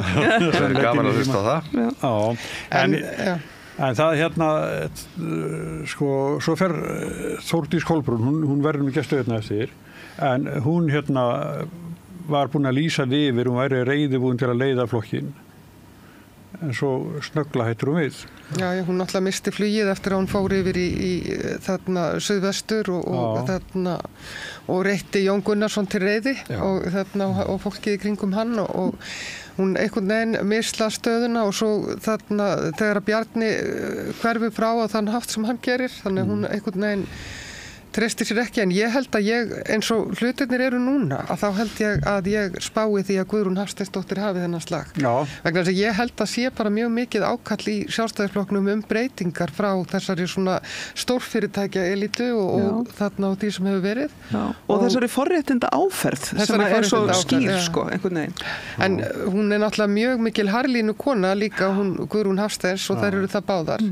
En ég held að Guðrún muni svara þessu miklu betur sem hefur verið í rauninni ákallum. Já, Þórdís Kolbrún fekk alveg fleiri útstyrkarnir í kosningunum heldur Dagur B. til dæmis. Er það ekki rétt með námið? Jú, ég held að fólk var náttúrulega bara að meta stöðu sína, hún hefði búið sér fram ef hún hefði talið sig hafa möguleika og Guðlaugur Þór hefði búið sér fram ef hún hefði talið sig hafa möguleika. Það bara mata að þetta er ekki hans tími, sko. En Stelbjörn, það bendir alltaf þess að kona verði formaður Sjálfstæðisflokksins í fyrsta sinn. Það eru konukomnar allt, sko. Já, bara komið gott, mennar þú? Nei, ég verið að tala við fyrir því kvennalistakonur og þetta náttúrulega byrjar þar, svona seinni tímum og svo hefur það alltaf verið að ákærast og svo segir sko að það eru hérna 3 sem mynda ríkisstjórnina, biskupinn og fossetinn og Já, sem svo betur þurfti líka að taka íþróttamann ársins, sko. sem betur fyrir er það orðið þannig að þetta er ekki eins mikil stórtíðind eins og það var hérna áður fyrr en ennþá er samt alveg eftir sko það sem lítur að sko fórustu í atvinnulífinu hérna fórustu fyrirtækja en í hagsmunasamtökunum þeir stilla alltaf fram konu einmitt kvótakallarnir en fyrirtækin kallarnir halda utan peningana og það virðist vera rosalega rótfast sko þetta með svona þessa efnahagslegu mismunun milli kynjanna sko og hérna og svo auðvitað sjáum við alls konar bakslag bara í umræðinu og við sjáum það að það kemur bara það er bara strikað yfir réttindi fólks í stórum stíl í Bandaríkjunum sko og meðal annars kvenna og hinsegin fólks og fólks af erlendum uppruna og svo fræðis.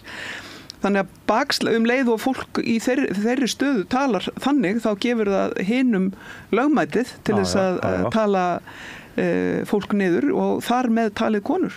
Og þannig að það er opbóðslega mikilvægt að við hérna stöndum fast í lappirnar og hérna í þessari stöðu sem að íslensk kvennabarátta er í. Ég meina það er hátíðarár núna, 25, 50 ár. Allskis sko samkynhneigðir og fleira. Það er búin að alveg umrætt að heyra hvernig maður talar. Sko.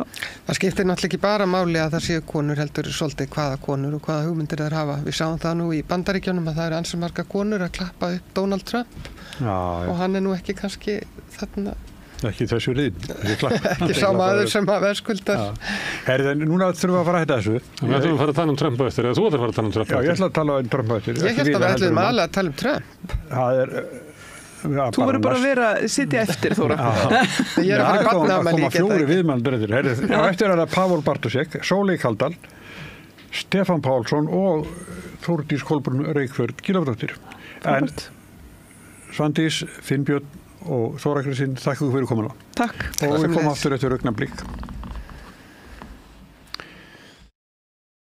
Ertu á leið heim úr vinnu? Stilltu á FM 89,1. Með því að ganga í leigjendasamtökin styður þú baráttu leigjenda. Leigjendasamtökin eru fyrir öll þau sem vilja vinna að réttlæti og öryggi á húsnæðismarkaði. Leigjendasamtökin.is Allt það besta er ókeypis. Hrósaðu náunganum. Það er betra. Samstöðin, þar sem manneskjurnar koma saman. Allir þættir samstæðuverinnar eru á YouTube. Þarftu hann að tala af borgarfulltrúa. Borgarfulltrúar Sósíalistaflokksins eru með viðtalstíma alla mánudaga klukkan 13:30 til 14:30. Það þarf ekkert að bóka tíma, endilega kikið við í Bólholt 6, 105 Reykjavík. Segðu það á Samstöðinni. Samstöðin er í eigu hlustenda, áhorfenda og lesenda. Sláist í hópinn og gerist áskrifendur.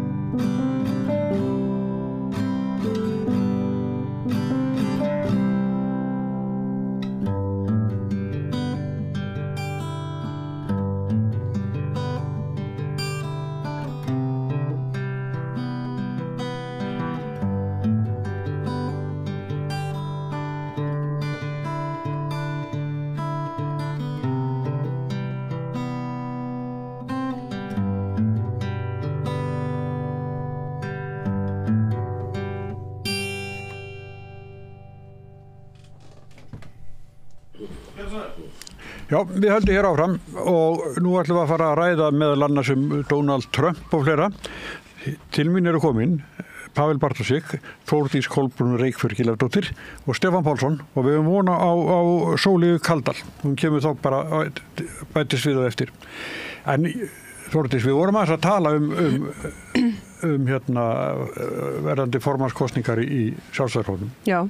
Var ekki fristandi að verða fyrsta kona til að vera formaður? Jú, að sjálfsögðu. Ég gerði frekar ráð fyrir því í tölverðan tíma. En það var alveg stór ákvörðun að fara ekki fram. En mér líður rosalega vel með þá ákvörðun af alls konar ástæðum og ákvað og leyfði mér að taka þessa ákvörðun í rauninni með hjartanu eingöngu. Þorður ekki í slaginn? Jú, að sjálfsögðu þorði í slaginn enda sá ég fyrir mér eins og ég segi, langa tíma að ég myndi fara í þann slag. Þú búin tala þannig langa tíma? Já, ég hef gert það. Svo bara breytist margt, bæði bara svona innra með manni og bara með þessum störfum og bara það er alltaf samantekið þá hugsaði ég að þetta væri rétt ákvörðun. Hún var tekin á réttum forsendum þannig að hvernig sem úr spilast þá trúi ég því að hún hefur verið rétt. Trúverðið þú sagðir einhvers staðar hvað verður ráðherra snemma með unga barn. Já. Og svo ertu bara búin að vera í því og hvað er ekki náðu gammal? Hún verður 9 ára í haust, þannig hún var 8 ára núna síðast október og það verður svo bókstaflegt og svona ljóslifandi hvað tíminn líður þegar hún var ekki orðin 3 mánaða þegar ég var orðin ráðherra í 8-12 mánuði ég var þingmaður og nú er hún bara í 3. bekk þannig að þú veist, lífið líka líður rosa hratt og maður á bara eitt. Eða kennarinn? Nei, reyndar ekki, allavega ekki núna. Heyrðu, Trump er svona náttúrulega umræði efni mjög víð heiminn á bíla og byrjuðu bara með aftur höldum þér inn í stendur okkur ógn af hann? Hvernig á maður að svara þessu? Þessari tíð hans núna munu að ég tel fylgja gríðarlega miklar breytingar. Augljóslega verður hann allt öðruvísi forseti núna en hann var síðast og sýndi það bara á fyrstu dögum og manni fannst eiginlega bara þessi fyrsta vika, sko, hún var ígildi margra mánaða einhvern veginn í ákvörðunum og orðanotkun og yfirlýsingum og öðru slíku. Ég meina þegar að menn sko tala í raun gegn alþjóðlega viðurkenndum reglum og í rauninni bara alþjóðalögum að þá hljóta það að vera alvarlega fréttir fyrir land eins og Ísland og þessi uppákoma hvernig sem úr því spilast varðandi Grænland sem auðvitað bara næsta nágrenni við okkur að þá held ég að við þurfum allavega að vera mjög á varbergi og vanda okkur og vinna okkar heimavinnu svona og svona teikna upp sko hvað getur þetta þýtt vegna þess að Bandaríkin eru þetta bara okkar nánasti bandamaður eða hefur verið það frá bara í marga áratugi og svo ertu bara með þetta svona stóra kerfi sem að við komum hérna upp eftir síðari heimsstyrjöld þar sem að Bandaríkjamenn eru bara hvort sem að mönnum líka það betur að vera stærsta púslið í þeim flestum þannig að sko það fyrir auðvitað eftir því hvað hann ætlar að gera ég meina ætlar hann að taka Bandaríkin út úr helstu alþjóðastofnunum sem að hafa hlutverk að gegna og ef þau gera það, þá þarf að endurhugsa það. Og hann byrjaður, en ég veit ekki hversu langt hann ætlar að ganga, og það að, þú veist, ætla að flytja milljónir manna og, sko, þú veist, þetta bara, okkar svona alþjóðlega reglur, það leyfa þetta ekki. Þannig að það hlýtur að teljast alvarlegt mál þegar að svona, það sem við venjulega tölum Bandaríkin sem leiðtoga hins frjálsa heims talar með þessum hætti og ég held að þetta muni þýða að töluvert breytti veruleiki frá okkur hér. Sóli, velkomin í þáttinn. Takk fyrir. Hvað segir þú um þetta? Sendur okkur ógn af Donald Trump? Sko, ég tek undir með Þórdísi að það var byggð hérna upp ákveðin heimsmynd upp úr seinni heimsstyrjöldinni sem að hefur komið sér mjög vel fyrir Ísland og ríki eins og Ísland.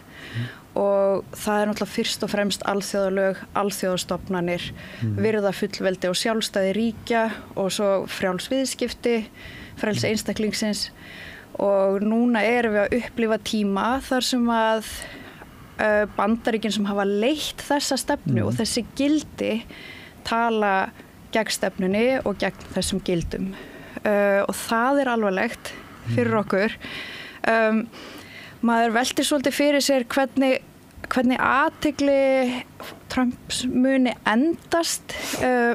Hann virðist ætla að stýra svolítið eins og svona gamaldags konungur sem að bara skrifar einhver blöð og sendir út. Hann virðist hafa minni áhuga á þessari opinberu stjórnsýslu sem að ef þú vinnur hana rétt og aflar stuðnings, byggir upp bandalög og ferð með hlutina réttar leiðir í gegnum allt þetta bákn, þá verða ákvarðanir svolítið svona eins og skriðjum. Þær gerast hægt, en það er ekki hægt að snúa þeim við. Hvort að honum tekst með þessum forseta tilskipunum að knýja á allar þessar breytingar, ég hugsa að hinar stoðir ríkisins muni grípa þá bolta og sjá hvaðan kemst áfram með og hvað ekki en hugmyndirnar eru þarna úti og ég vinn nú sem samningamaður ég vinn við að gera alþjóðlega samninga fyrir hönd Íslands og sumir halda að skiptir rosalega miklu máli hvort að samningar séu lagalega bindandi eða ekki í alþjóðasamhenginu en það er það í rauninni ekki út því þetta er allt bara heiðursmannasamkomulag út því að við höfum ekkert yfir þjóðlegt vald sem að framfylgja samningunum þannig að og Bandaríkin hafi í rauninni verið holdgerfingur þess að einhverju leiti ef að þau ætla ekki að standa við alþjóðasamninga þá eru þeir valla pappirsins sem þeir eru ritaðir á virði þannig að mér finnst bara áhugavert að sjá sem eru mikil breyting það er ótrúlega breyting fyrir okkur og lítið sem að Ísland getur gert annað en bara eins og er búið að nefna hér að endurmeta stöðuna og við þurfum bara að skoða hvar liggja okkar hagsmunir og hvaða stöðu verðum við að taka til að gæta okkar hagsmuna í þessum umbreytingatíma. Stefán, Trump. Já. Við byrjum nú, þú ert nú hernaðar andstæðingur. Það er verið að koma fyrir herstöð á miðjunni seiði? Það hefur sjálfur sér alltaf verið bara frá því að herstöðinni lokar hérna 2006 að þá var alltaf hernaða viðvera hérna. Ég meina við vorum með ratsjárstöðina, við vorum með fjarskiptastöðina í Grindavík, svæði upp á öryggissvæði upp á Keflavíkurflugvelli og ég fyrir að rækja þá sögu áður að þegar að herstöðin lokað hérna þá aðdragandinn að því þannig að Bandaríkjamenn sóttu það mjög stíft að fá hérna svona sveigjanlega viðveru og geta bara ákveðið hverju sinni hversu mikið viðbúnað þeir ætluðu að hafa en íslensk stjórnvöld svona ákváðu að stilla dæminu þannig fram að þeir eru bara að velja, að þeir eru bara að vera eða fara og sá póker svona snerist þannig að stöðinu var lokað. Á næstu árum að þá svona komin eiginlega bakdýramegin ná Bandaríkjamenn þessum upphaflegu markmiðum sínum og það gerist sérstaklega með viðaukanum við varnarsamninginn 2016 sem að var smyglað á mjög sérkennilegan hátt í gegnum kerfi hjá okkur. Það var tilkynnt undirritun hann daginn eftir að Alþingi fór í sumarfrí á kosningaári og þar komust Bandaríkjamenn aftur í þá stöðu sem að þeir höfðu sóst eftir. Þeir hafa í raun sjálfdæmi það hversu mikil umsvif þeir hafa hér því að þó að í teóríunni það heita þetta sé einhvað samráðsferli þá það alveg ljóst að einhver bjúrókrati eða tveggja manna deild á Rauðarárstígnum eða núna niðri í Landsbankahúsi ekkert að fara að segja einhverjum herforingjum í Pentagon fyrir verkum það hvernig og hvers konar viðbúnaður skuli vera hérna. En það höfum við alltaf sagt það í minni hreyfingu að það voru grundvallar mistök að segja ekki bara upp varnarsamningnum strax þetta 2006. Pavel, þú formaður utanríkismálanefndar? Já, sko ég var þetta spurningum ógnir, þá myndi ég nú ekki kannski að taka alveg svo sterkt til orða, það náttúrulega við höfum núna ákveðna reynslu og það þetta vissulega þannig að það minnst að segja komin ákveðin nýr stíll í það með hvaða hætti forseti Bandaríkjanna tjáði sig. Það hefur verið venja í millilanda utanríkismálum að fólk tala með okkur hætti, notar eitthvað ákveðin svona orð, ítrustu varkárni og allt svoleiðis en hérna ertu komið með þjóðarleiðtoga sem svona tilbúin til að segja hlutina svona miklu beina fram og líka í einhverju tilfellum setja fram, segjum bara ítrustu kröfur eða einhverju kröfur allavega beint út og á oft einhver leyti þess að því mann verið skapa kannski ákveðna umræðu. Við höfum núna kannski 3 dæmi hvað hefur verið sagt og síðan hver niðurstaðan hefur verið. Það hefur verið gerð tilraun til þess að fara í rauninni tollastríð við Mexíkó og Kanada og í báðum tilfellum niðurstaðan svo að landamæragæsla á landamærunum eld og það svona bakkað út úr upprunalegu hótunum allavega í mánuð, sjáum svo hvað setur.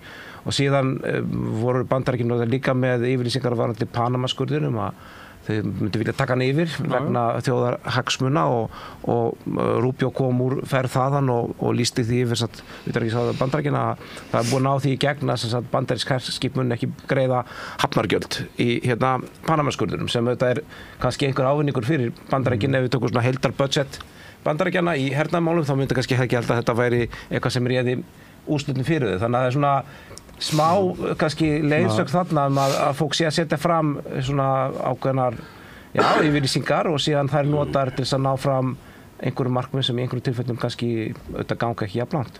Hann líti á það svona sem bardaga, það að skjóta þess út. Já, algjörlega, en ég myndi kannski ekki segja að fyrst þetta sé svona hvað var það stílbreyting til hins betra en svo samt kannski aðeins anda með nefinu og ég myndi að vara við því að við förum í vangaveltur svona hvað gerist skafar okkur ógn af við það er kannski bara ég myndi mæla með við værum róleg en undirbúin. Já. undirbúin. Já, ég var að hugsa sko því að Sóley nefndi áðan svona tilskipanir eins og konungur sko, það þú veist, nú eru 80 ár liðin frá bæði, þú veist, Auschwitz og endalokum svona síðari heimsstyrjaldar og í framhaldinu, þú veist, verðum við sjálfstæð þjóð og svona, og það er á svipum tíma 250 ár liðin frá því að Bandaríkin settust niður og skrifuðu sína stjórnarskrá og menn ekkert sammála allt þar, en það sem þeir voru sammála var að vilja ekki konung. Þannig að það er alveg áhugavert að svona hugsa til þess og þess tíma sem er liðin. Ég er algjörlega sammála Pavel að það skiptir máli að vera undirbúin og það skiptir máli að gera það hér heima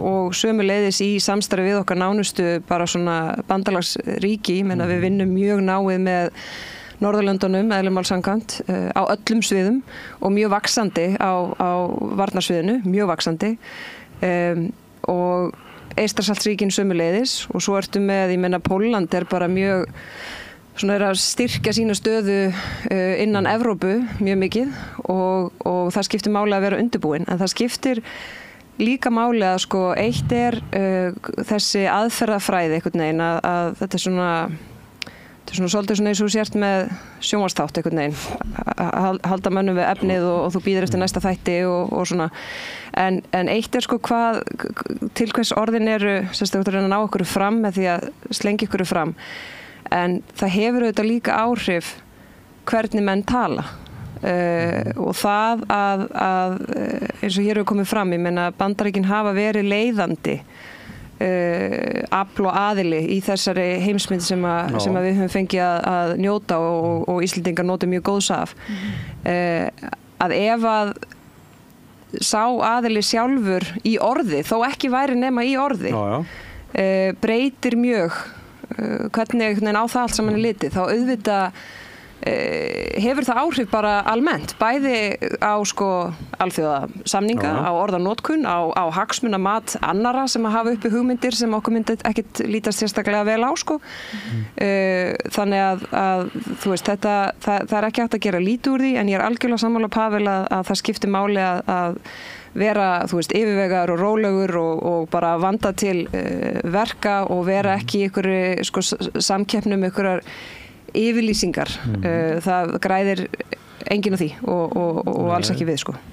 En samt er eðlilegt að fólki bregði við þegar orðfærið er svona.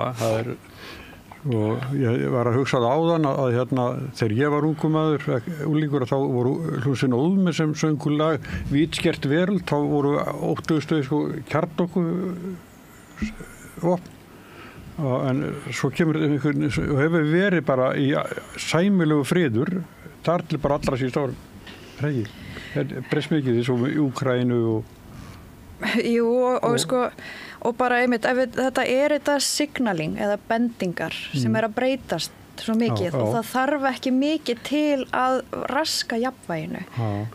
Gamall prófessor minn heitinn, hann sagði að það er í rauninni ekkert merkilegt að skoða af hverju mannfólki fyrir stríð, það er merkilegt að skoða þessi tímabila sem okkur tekst að halda friðinn og okkur er búin að takast það með ótrúlegum árangri víða á nettinum yfir ótrúlega langan tíma og það þarf ekki mikið til að raska því jafnvægi. En mér langar að fara að skoða þess meira þessi tolla stríð mögulegu sem að vofa ennþá yfir okkur, þess var frestað mánuð og sumir mjög ánægðir með Trump og það sem að þetta kallast eiginlega gamli skólinn í samningatekni og þú bara svona mætir mjög aggressífur við borðið, þú ert með yfirlýsingar og tilbúin til að fylgja þeim eftir og standa við þær og það kemur ykkur út sem sigurvegari og jafnvel skilur hina eftir í öskunni. Það hefur reyndar verið algjörlega snúið frá þessari samningatekni í alþjóðasamningum svona síðustu 20 rúm árin þar sem við erum meira núna að leitast við að byggja upp traust, stækka kökuna kallast að reyna að finna fleiri fleti og reyna að skilja þannig frá borði að allir upplifi einhvern sigur þó allir hafi þurft að færa fórnir og ég er búin að vera að hugsa mjög mikið þessi tollastríð út því að hann hefur talað þessa verndartolla eða innflutningstolla og því hann vil skapa fleiri störf í Bandaríkjunum bandaríkjunum og það í sjálfu sér alveg göfugt að reyna að finna hvaða atvinnugreinar gæti hann stutt við, ég meina við gerum slíkt í sama í landbúnaði einhverju leiti að bara að vera með verndandi tolla til að byggja upp ákveðnar atvinnugreinar. Það rýmar samt ekkert við það að vera að setja flata innflutningstaxa á heilu ríkin og það á meðal vörur sem þú ert algjörlega háður að fá. Þannig að það einhvern veginn, það fer ekki saman hljóð og mynd í því sem hann segist ætla að ná fram og svo allt í hann það kallaði mjög mikill sigur að hafa náð einhverju auknum vörnum á landamærum sem að repúblíkanar reyndar höfnuðu þegar demókratar á síðasta kjörtímabili reyndu að fá fram og voru verkefni sem að þegar voru langt komin. Þannig að maður gat ekki alveg séð hvar sigurinn lá og ekki heldur að hann væri þá að vernda uppbyggingu atvinnuvega í Bandaríkjunum. Það getur náttúrulega vel verið að Trump muni leggja tolla vegna þess að hann langi til þess og það má lesa stefnu repúblikana núna þannig að þau séu bara komin á þann stað að leggja á tolla til að verða netaframleiðslu og byggja hana upp og þetta svolítið svona, ég veit ekki svolítið svona Homer Simpson kannski svolítið svona maðurinn sem þetta snýksýst svona tákmynd gamla bandarækjamann sem svona blue collar worker vinnur í kjarnorkuveri ekkert allt og klár en næja enga sér að koma sér upp húsi með tvílyftu einbýlishúsi á 2 bíla 3 börn og hund og kött og þetta svona ímyndin sem menn að reyna að segja lífið getur verið svona og þessar stéttir hafa mist af þessu. Þetta það sem hann hefur verið að höfða til og í því samhengi þá þarftu einhvern réttlæting, enga sérstakar réttlæting til að koma á tollum og vilda, reyndar finnur ekki marga hagfræðinga sem segja þér að þetta sé geggjuð hugmynd og komið til með að virka en þú getur enga síður gert það. En kannski örlítið þetta varðandi tollastríð og allt það og það kannski líka ágætt í okkar samhengi átt að segja á því að 70% til 80% af öllum útflutningi í Kanada til Bandaríkjanna og 70 til 80% af öllum útflutningi í Mexíkó til Bandaríkjanna. Þannig að svona bara þumalskrúfan sem Trump hefur á þeim ríkjum, hún auðvitað svolítið annars eðlis heldur en það kemur okkur það sem talar nær 6-7% að öðrum ríkjum auðvitað finnst mann þetta ekki endilega til eftirbreytni en bara svona áttum okkur á kannski mununum þar á. En þó hann hafi mögulega frá einhverju sjónarhorni ná tímabundnum smá sigri gagnvart þessum sínum nágranna ríkjum þá hann samt búinn að missa það mikilvægasta sem þú hefur við samningaborðið og það traustið og það búið að koma fram af svo mikill heift að þau treyst honum ekki lengur. Nei, ég held að þeir séu ekki okkar vinir fyrir vestan séu ekki að byggja upp sitt softbár neitt vola vel með þessum aðferðum en eins og ég segi, árangurinn sem þeir koma með Sigur hrósandi svolítið svona kannski meiri ímynd heldur en eitthvað raunveruleg eftirgjöf. Ég þetta ekki alveg sammála sessunautum mínum í að við séum að sjá hér svona gríðarlega mikil skil í því hvernig Bandaríkjamenn hafi hagað sínum málum áður og núna. Til að mynda, það sem við höfum verið að sjá yfir all nokkuð tíma og utanríkispólitík ríkja þau miklu meira svona ísbrjóturinn sem að snýst hægt. Við tókum eftir því að nánast ekkert af þeim svona umdeildustu ákvörðunum Trump-stjórnarinnar á fyrra kjörtímabilinu þeim var ekkert snúið tilbaka þegar að demókratarnir tóku við. Við höfum verið að sjá svona stór aukna notkun á kannski síðustu 20 árum á efnahagslegum þvingunatækjum, á viðskiptaþvingunum sem eru notaðar mun frjálslegar og gefi bara skíti í alþjóðaviðskiptastofnunina eða GATT eða annað slíkt í því samhengi. Við sáum Biden-stjórnina bara ekki hika við að beita sömu tækjum á móti Kínverjum, svo dæmi sé tekið. Við höfum verið að sjá grafið undan alþjóðlegum og alþjóðastofnunum mjög lengi.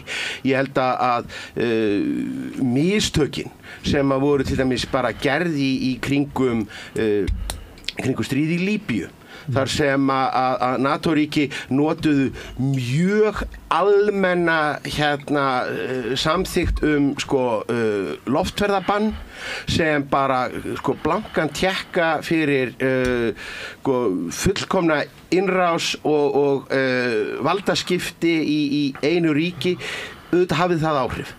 Við horfðum upp á þegjandi og hljóðalaust fyrir bara örfáum misserum af því að núna tala menn eru menn bara furðu losnir yfir orðræðinu þjóðernishreinsanir og að flytja þjóðir til. Við sáum bara þetta gerast fyrir örskömmu síðan fá nánast engin viðbrögð alþjóðasamfélagsins þegar að bara Nagorno-Karabakh var bara skipt út. Þannig að ég er ekki alveg sammála því að við séum að sjá allt önnur vinnubrögð bandarískra stjórnvalda núna eða sem verið hefur. Við getum líka séð varðandi afvopnunarsáttmála, sérstaklega allt sem tengist kjarnorkuvopnum, að þar hafa Bandaríkin og Rússland sitt á hvað ýmist sagt upp eða látið renna út nánast alla þá mikilverðustu afvopnunarsamninga sem að gerðir voru á tímum kalda stríðsins. Þannig að en vissulega er það alveg rétt sem sagt hérna að retóríkin sem er notuð, hún er önnur og svona grottalegri að því að við erum með forseta sem að kann ekki að tileinka sér diplómatískt orðfæri. En er það þá þannig að þetta stefnir í það að við þurfum að auka fjárútlát til varnarmála? Er ekki það sem er að biðja Trump og þá að NATO verði að við verðum að borga okkar hluta sem er þá stóru og miklu peningar? Já ef að við teljum það snið, þetta er ekki störfuleikur, þetta er ekki bara spurning að ná einhverju tölu. Ég meina, mörg ríki austar í álfunni er að eyða umtalsverðu meiri peningum heldur 2% til sína varna, af því þetta snýst ekkit uppfylla einhver viðmið, þetta snýst alltaf að hafa þetta varnir sem duga þegar til þess kemur og þannig að spurningin er kannski þurfum við að efla okkar varnir og ég held að svarið við þeirri spurningu sé játandi, kannski algjörlega óháð því hvort að einhver sé að segja okkur að gera það eða ekki. Og við þá líka? Já, ég myndi halda það. Ég held að við höfum auðvitað bara frá því að Atlantshafsbandalagið var stofnað og við erum stofnað aðalar þar, þá höfum við auðvitað verið með ákveðna sérstöðu allan tíman.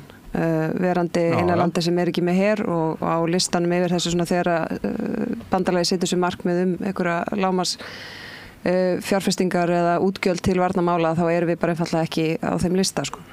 Það breytir því ekki eins og Páll er að segja og ég veit að það er gert mikið úr því að hann hafi á sínum tíma þegar hann var síðast forseti tala fyrir því að nú þyrfti Evrópulöndin og ásamt Kanada bara að gera svo vel og auka útgjöld og allt það. Það er augljóslega ekki eina ástæðan fyrir því að Evrópulönd hafa gert nákvæmlega það. Það eru þetta sú staðreynd að Rússland fór í allsherjar innrás í nágrannaríki og með fjölþóttu ógnir í bandalagsríkjum og með orðfæri að Eystrasalöndin sé nú bara ekkit sjálfstæð og full valda og þau tilheyra þessu nú bara og sömulegis Georgi og Moldova og allt þetta. Það sem að ég held að, og ég sammála Pavel, mér finnst eiginlega spurningin, við erum ekki að spyrja okkur hvað segir maðurinn í Hvíta húsinu útgjöld Íslands, heldur meira bara hvert er okkar hlutverk, hvert er okkar framlag, hvaða heimavinnu þurfum við að vinna og ég held að það er augljóslega stór munur á 0,1% sem er okkar varnarútgjöld í dag og 2% og hvað þá 4%. Og það ekki veit ég hvaða hugmyndir Trump mun koma með gagnvart Atlantshafsbandalagsríkjum í einhverjum útgjöldum eða hvort að það breytist eitthvað okkar stöðu þar. Þannig að það er sérstöðu, við höfum sérstöðu. Við höfum sérstöðu, höfum alltaf haft en síðan eru hér bara með þessum breyttu verkfærum og tækni og hvernig bæði stríður og háð og líka sömuleiðis bara svona þessa fjölþáttógnir. Þá eru við bara þurfum að passa það að vera ekki berskjöldu gagnvart þeim í þáttum sem að Atlantshafsbandalagið er ekkert að fara að sinna fyrir okkur. Ég meina netvarnir er ekki, það er okkar heimavinna og við höfum verið að leggja mikla áherslu á það og höfum náð alveg töluverðum árangri og það er ekkert ríki sem að fær 10 engun í því en þetta er bara okkar heimavinna og það er bara okkar að tryggja að þessir hlutir séu í lagi, en að því að það var líka nefnt aðan hérna þetta svona soft power eða þetta mjúka vald, það er alveg áhugavert og ef maður horfir á sko, þú veist á sínu tíma þegar Marshall-aðstoðin fór hérna út allt, velvildin, traustið, áhrifin sem að það hafði og Bandaríkin fengu, þú veist, fyrir það, voru miklu meiri heldur en áhrifin af viðskiptaþvingunum Sovétríkjanna á sama tíma. Þannig að það að ætla sko svolítið spila frá sér mjúka valdinu, ég meina, þú veist, það er bara ákvörðun og maður geta alveg gert það, en það er alveg spurning hvernig það eldist sko fyrir ríki eins og Bandaríkin. Hvers virði er mjúka valdi sko? Sóli, höfum við sérstöð sem er viðurkennd á öðru þjóðum, þau eru að ræða þessi mál? Já, það er það og við erum á sér skilmálum í rauninni eins og í Atlantshafsbandalaginu út af herleysi okkar, en það er ekki þar með sagt að við getum ekki gert helling og eins og hefur verið nefnt hérna. Ég meina, netöryggismálin hafa verið nefnt og það er hérna innviðir og þekking í landinu sem að bæði mætti efla enn frekar þar sem við getum verið að hérna gefa eitthvað af okkur inn í hérna samstarfi frekar en að vera að þiggja.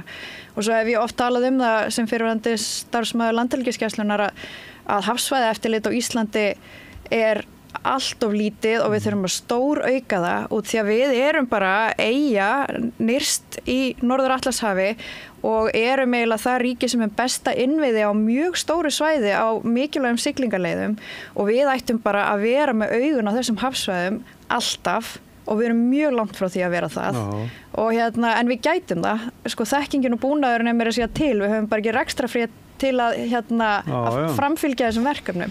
Þannig að hérna, ef að Ísland hefði þá sérstöðu að vera hérna framarlega í rannsóknum og eftirliti hérna hafsvæða á norðurslóðum, þá sannarlega höfum við eitthvað fram að færa í varnarsamstarf. Já, en þá þurfum við náttúrulega búnar sem við eigum ekki. Eins og er þetta ekki með skip sem að... Nei, menn eins og Sifin okkar sem við fengum náttúrulega þarna bara strax eftir hrun og er eiginlega búin að vera í verkefnum niðri í Miðjarðarhafi meira eða minna síðan. Hérna, hún var sér útbúin til eftirlits á norðurhveli jarðar. Hún gæti skannað alla lögsöguna í 2 flugum en hún er bara eiginlega aldrei til taks til þeirra verkefna.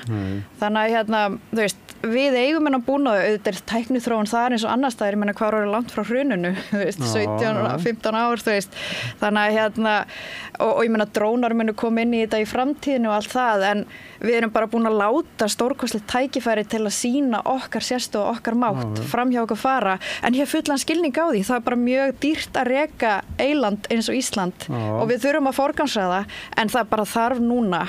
Það er bara búið að sína sig. Ég held að margir hafi vonað bara að heimurinn væri ekki stefni í þessa átt. En hann er bara komið mjög langt í þessa átt og við skulum ekkert vera bara að bíða og spyrja hvað gerist. Við þurfum líka bara að axla ábyrgð. Ég meina líka okkar dýrmætasta auðlind er þarna. Og strengirnir og svo framvegis. Já, það rifjast upp að Jón Gunnarsson dómsmálaráðherra þá, hann vildi selja Sif. Ég meina það er ekkert að spyrja sig akkur eru að reka dýra flugvél ef við notum hann ekki neitt. Er ekki þá alveg sætt að selja hana. En vandamáli var aldrei leyst með eftirlitið. Þannig að hérna, það var rauninu spurningi sem glemdist að spyrja. Að komin í þá vinnu sem að ætlast á til. Já. En Pavel, þú er náttúrulega fæddur í Pólandi og pólskur. Og hvað er mikið hérna álag þar, er mikil ótti við hérna Pútín og hans lið? Ég myndi ekki segja ótti væri hérna rétt orðið. Ég myndi segja bara raunveruleika tenging. Já, raunveruleika tenging, viðbúnaður. Ég meina Pólland, það er athyglisvert, ég held að fyrsta opinber heimsókn Donald Tusk hafi verið til Svíþjóðar. Mjög óhefbundið land fyrir Pólland að nota sem táknræn, það bara það mikil áhuga að efla raunin tengslin við Eystrasaltsríkin, Norðurlöndin og Eystrasaltsríkin, þessi 3.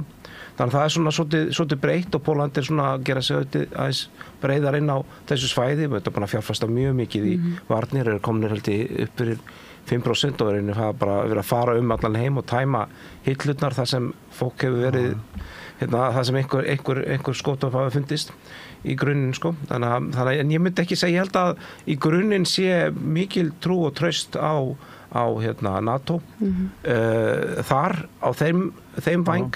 Ég held að fólk sé ekki að líta á nýstötur bandagum sem ógn.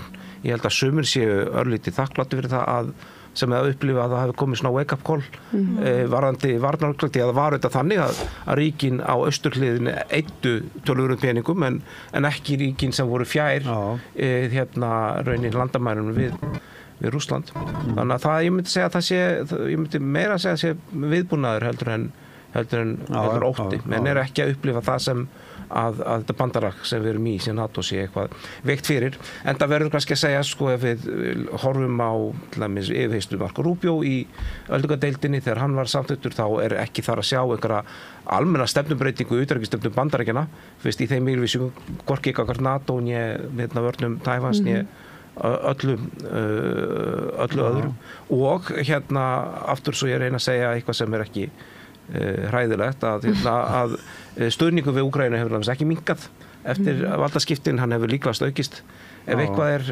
svo erum við með vopnahæli á Gaza sem stalda, sem mjög gott, þannig að það eru sko, þó að séu það ekki bara neikvæðar blikur á lofti og ég upplifi líka þegar maður les fjölmiðla austun við í Úkraínu og það örlar á ákveðinni bjartsýni því að tilkoma að það komi einhver breyttur veruleiki, einhver nýgjöf, það hefur náttúrulega verið bara þrátefli og og pattstaða sem hefur ollið þetta mjög miklu manntjóni og blóðtöku fyrir úkraínsku þjóðina og fólk myndi kannski vilja sjá einhverjar leiðir sem myndi láta þetta enda og þá skiptir þetta bara mestu máli að tryggingar Úkraínu fyrir því að þetta haldi ekki áfram eftir nokkra mánuði verið sem bestar.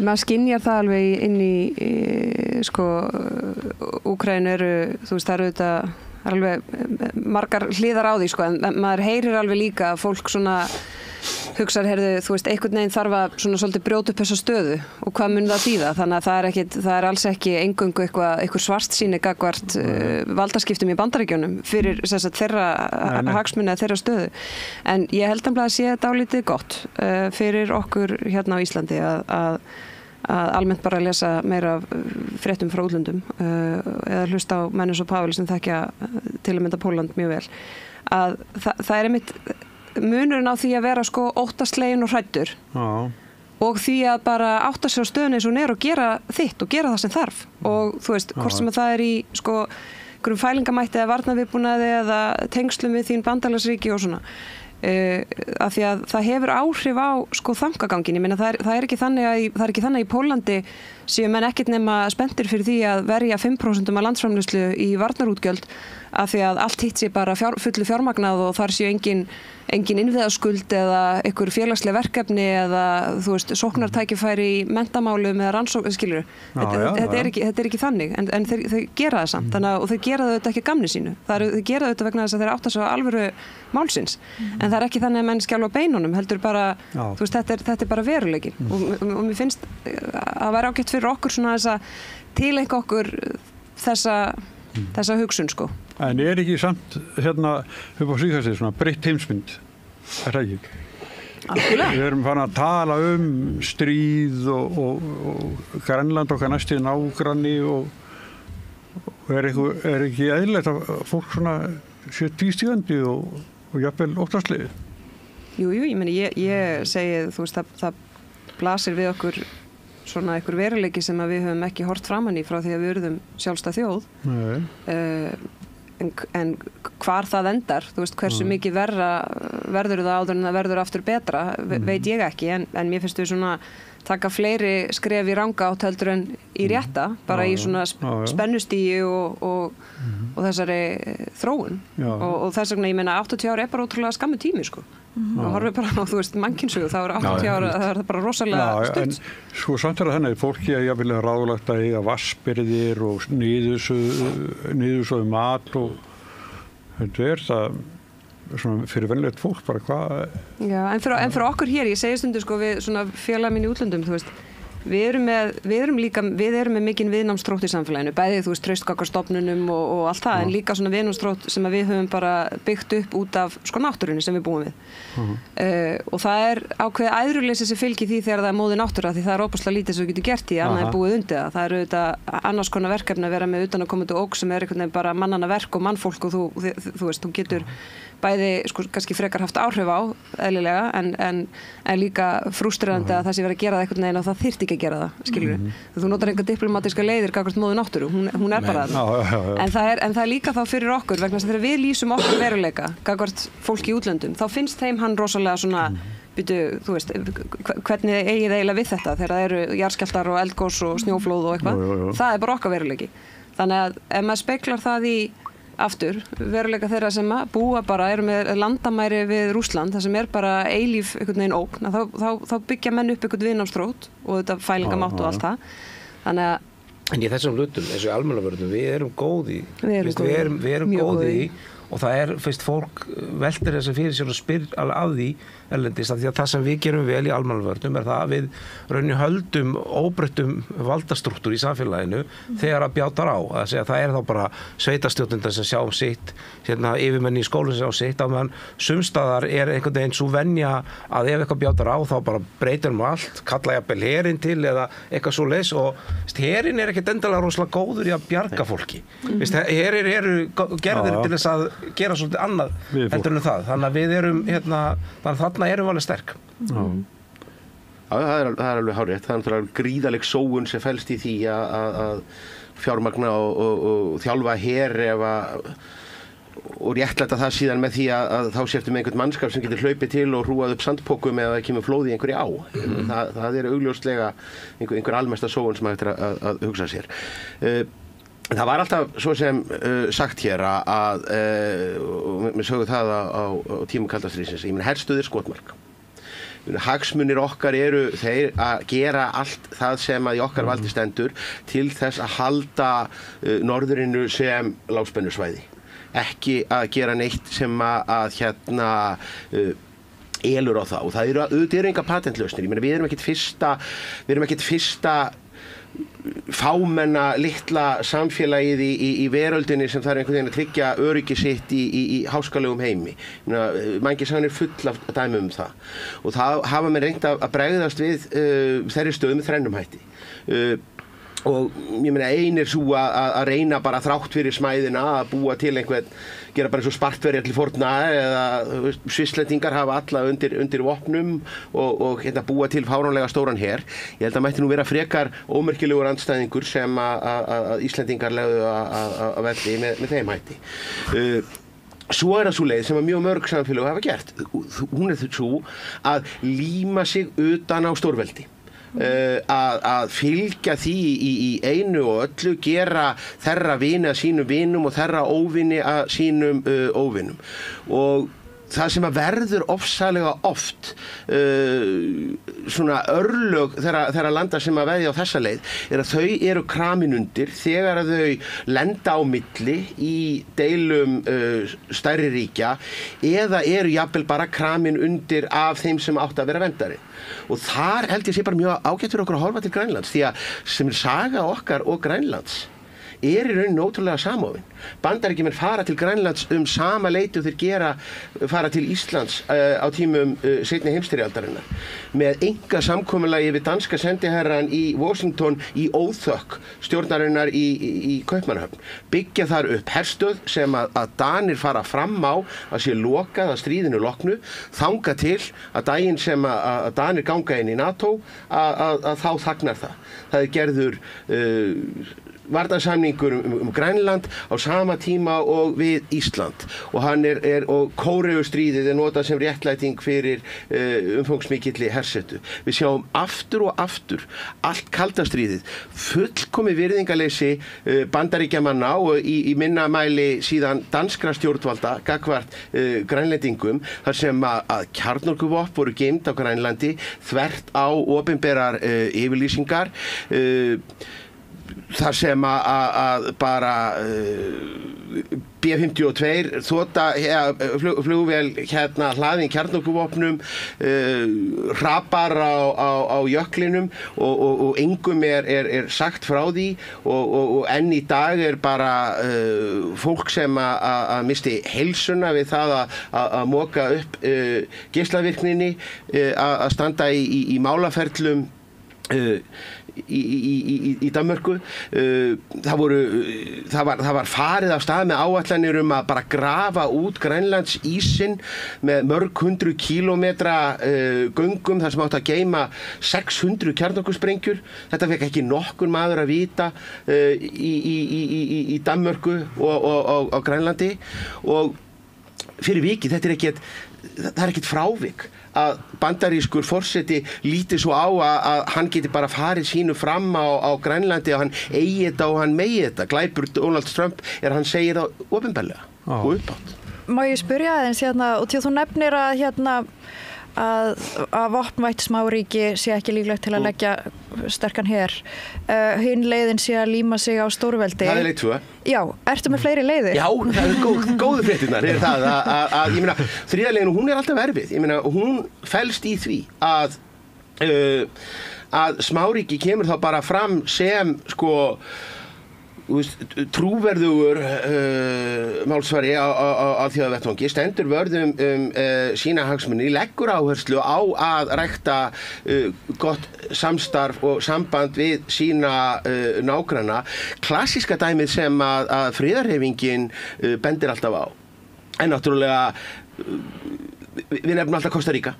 Ég meina, Kosta Ríka tekur þá ákvörðun rétt það leyti sem að seinni heimsstyrjöldinni lýkur að leggja her sinn einhliða niður á þessum háskalegasta heimshluta þar sem að í öllum löndum eru sífelldar herforingjabyltingar og valdarán og íhlutanir bandaríkjamanna. Þá hefði maður kannski haldið út frá þeirri hugsun að eina vörnin felist í hervörnum, að þetta veri algjört sjálfsmorð. Afleiðingin verður svo að Kosta Ríka er eina landið þarna í Mið-Ameríku þar sem að allar ríkisstjórnir hafa farið frá í kosningum. Þetta er land sem að hefur tvívegis fengið friðarverðlauna hafa Nóbels vegna þess að þessi staða gerir það verkum að þetta er landið sem að er sjálfsagður málamiðlari í deilum nágrannalanda sinna. Þannig að bara verðum eins og Kosta Ríka. Eða Belarus, sem var í raunin kannski með dálítið svipaða nálgun oft allavega á borði, og ég meina það er auðvitað hægt að taka þessi dæmi, en ég meina svo getur þú líka ef þú ert í geopolísku stöðu sem reyndin er sú að þú átt mjög sterkan nágranna, þá náttúrulega bara tökum við tökum Sovétríkin fyrirvarandi, þar sem ríkin tóku mjög ólíka stefnu. Ég meina 3 þeirra ákvað að fara inn í NATO sem Eistland, Lettland, Litáen, og hinn eru hver, það er Belarus, það er Úkraína, það er Georgia, það er Moldova.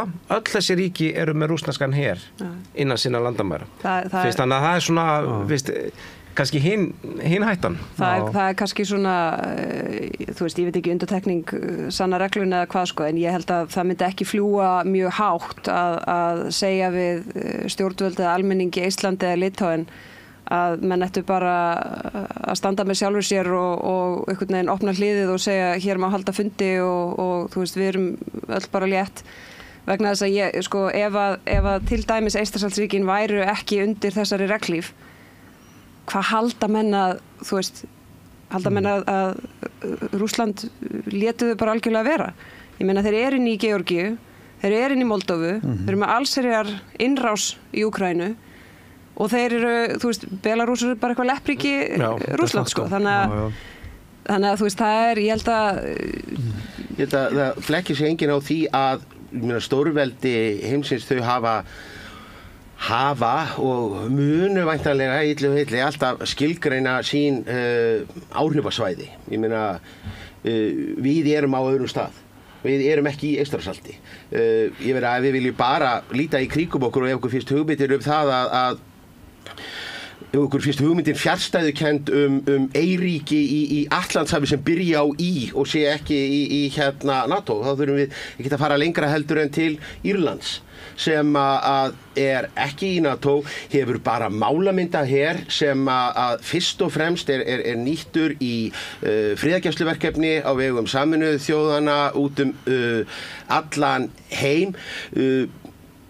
Bara ef mál hefðu þróast pínulítið öðruvísi á árum seinni heimsstyrjaldarinnar varðandi hernám og uppbyggingu, þá mjög auðvelt að sjá fyrir sér að Ísland hefði farið niður nákvæmlega sömu braut og Írland. Það breyti því ekkert að það samt á skilgreindu áhrifasvæði.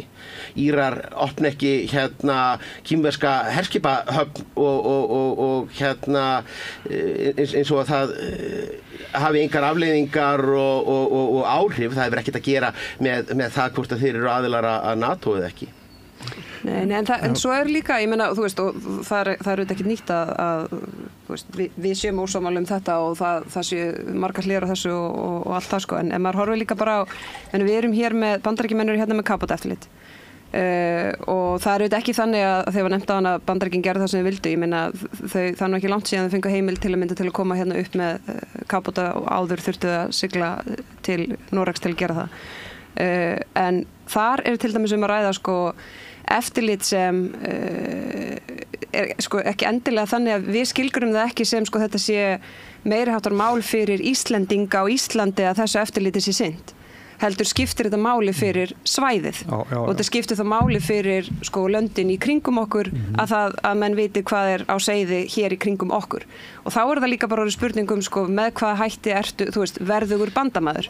Þannig að það líka þær hliðar sem að snúa kannski ekki beinu öryggi okkar, heldur að við séum hluti af einhverju svona frekara ríkjasamstarfi eða bandalagi. Kafbátaeftirlitið náttúrulega bara einhver mesta ógn sem á okkur stafar, svo að við segjum það líka. Ég meina, þegar að B-52 þotan fór niður á Grænlandi með þeim afleiðingum sem að það hafði, þá var það hluti af því að risaveldin bæði héldu hluta af sínu kjarnorkuvopnabúri stöðugt á flugi. Og þetta var bara hluti af hernaðarstrategíu sem gekk út á það að ef andstæðingurinn byrjaði, þá geta hann ekki skotið allar kjarnorkuflugvarnar þínar á jörðu niðri og þú værir alltaf með ákveðið stórt vopnabúr í háloftunum. Síðan færðu menn þessi kjarnorkuvopn niður í kafbátana og sama hugsunin að þú með Bandaríkin og Rússland sem að geyma alltaf stóran hluta af sínu kjarnorkuvopnabúrum og hafa þau á sífelldu flakki heimshöfin og í rauninni fjöldi þeirra báta og hversu víða þeir fara bara barómeter á spennuástandið á milli Rússlands og Bandaríkjana. Þannig að þessir kafbátar eru þarna ekkert vegna þess að þeir séu einhvað að snuðra okkur eða að við skiptum einhverju máli í þessu. Hins vegar mesta hættan fyrir okkur einmitt slys í þessum eltingaleikjum. Að þarna eru risaveldin í eltingaleik og feluleik hvert við annað, en þau eru að gera það í sjónum í kringum okkur og ef þar yrði óhapp að þá yrði skelfilegar afleiðingar mögulega af því fyrir íslenskt þjóðarbú. Ekki enda þetta svona gleði. Þetta mjög gleðilegt. Við gleymdum að tala þjóðamorð á Gaza og einhver svona smáatriði. Það þetta vist fylgja áættur viðbúnaði á friðartímum, en þetta mengun vegna stríðs og það líka mjög mikil. Ég meina Úkraína verður ekki söm í marga áratugi vegna stríðsakta sem þar eru, þá að viðbúnaði hefur verið meiri á friðartímunum sem hefur getað komið veg fyrir þá held ég að svo jafn hefði snúið rétt í þátt. Herru, en tímur okkar liðin, Stefán, Þórdís Kolbrún, Pavel og Sóley Kaldal, ég þakka ykkur fyrir komuna. Og þá bara einn liður eftir á þessum fundi, það þegar að Gunnar Smári kemur hérna inn og við ræðum pólitíkum okkar nefi. Okkar nefjum, hvað má segja það?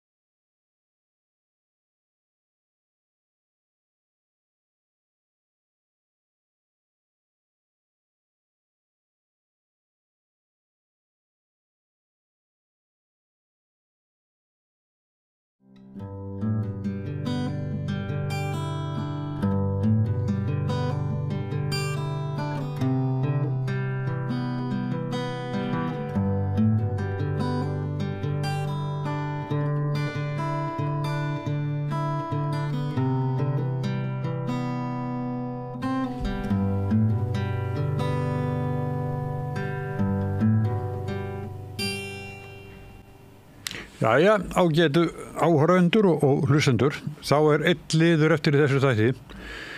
Það það, Gunnar Smári, að við bræður tölum pólitíkina og nú svo sem nóg að tala, ekki það? Já, í borginni. Já, til dæmis, já, og svo formannskjörið í Sjálfstæðisflokknum og svona. Það bara hvað við viljum bara. Og mér veist ágætis greiningin hann á flokkadráttunum í Sjálfstæðisflokknum að það væri að myndast upp svona annars vegar flokkseigandafélagið og Mogginn og Kolkrabbinn á bakvið Áslaugu Örnu og svo á bakvið Guðrún Hafsteins þá Gullaliðið sem alltaf verið svona til hliða við það, kannski svona meira svona smærri fyrirtækjaeigandur og svona, ég veit ekki hvernig að orða það, sko, svona venjulegra fólk. Og svo landsbyggðin svolítið spennandi að Guðrún kemur úr Suðurkjördæmi sem hefur alltaf verið sterkt vígi en hún náttúrulega tapaði, það er fyrsti þingmaður Suðurlands Ásta Lóa en það hefur verið kallað biblíubeltið og alltaf verið mikið svona íhaldssemi í Suðurlandi og svo það að því að Áslaug Arna var auðvitað búin að vera undirbúið sér lengi og mannstu þegar hún var ráðherra þá var hún með ráðherraskrifstofu hjólum og var eiginlega út all land að byggja upp að því að það var hennar veikleiki hún ekta svona þéttbýlis þingmaður og kemur úr svona bara Heimdalli og Suðs og eitthvað svona fyrir sunnan þannig að ég veit ekki, ég meðst þetta held að Þóra Kristín hafi dreigið upp svona þessa mynd og meðst að vera svona, ég held að þetta séu línundar sko. Já. Þannig að þeir sem að tala svona gamli góði Sjálfstæðisflokkurinn, Guðrún Hafsteins kannski ekki alveg það, en eiginlega frekar heldur en Áslaugu og þeir sem með svona að flokkurinn of mikið fyrir stór fjármagnið og slektið, engana og kó. En Guðrún Hafsteins kannski ekki alveg andstæðan við þessu en það frekar hún heldur en Áslaugu. Já, hún svona snertingu við það.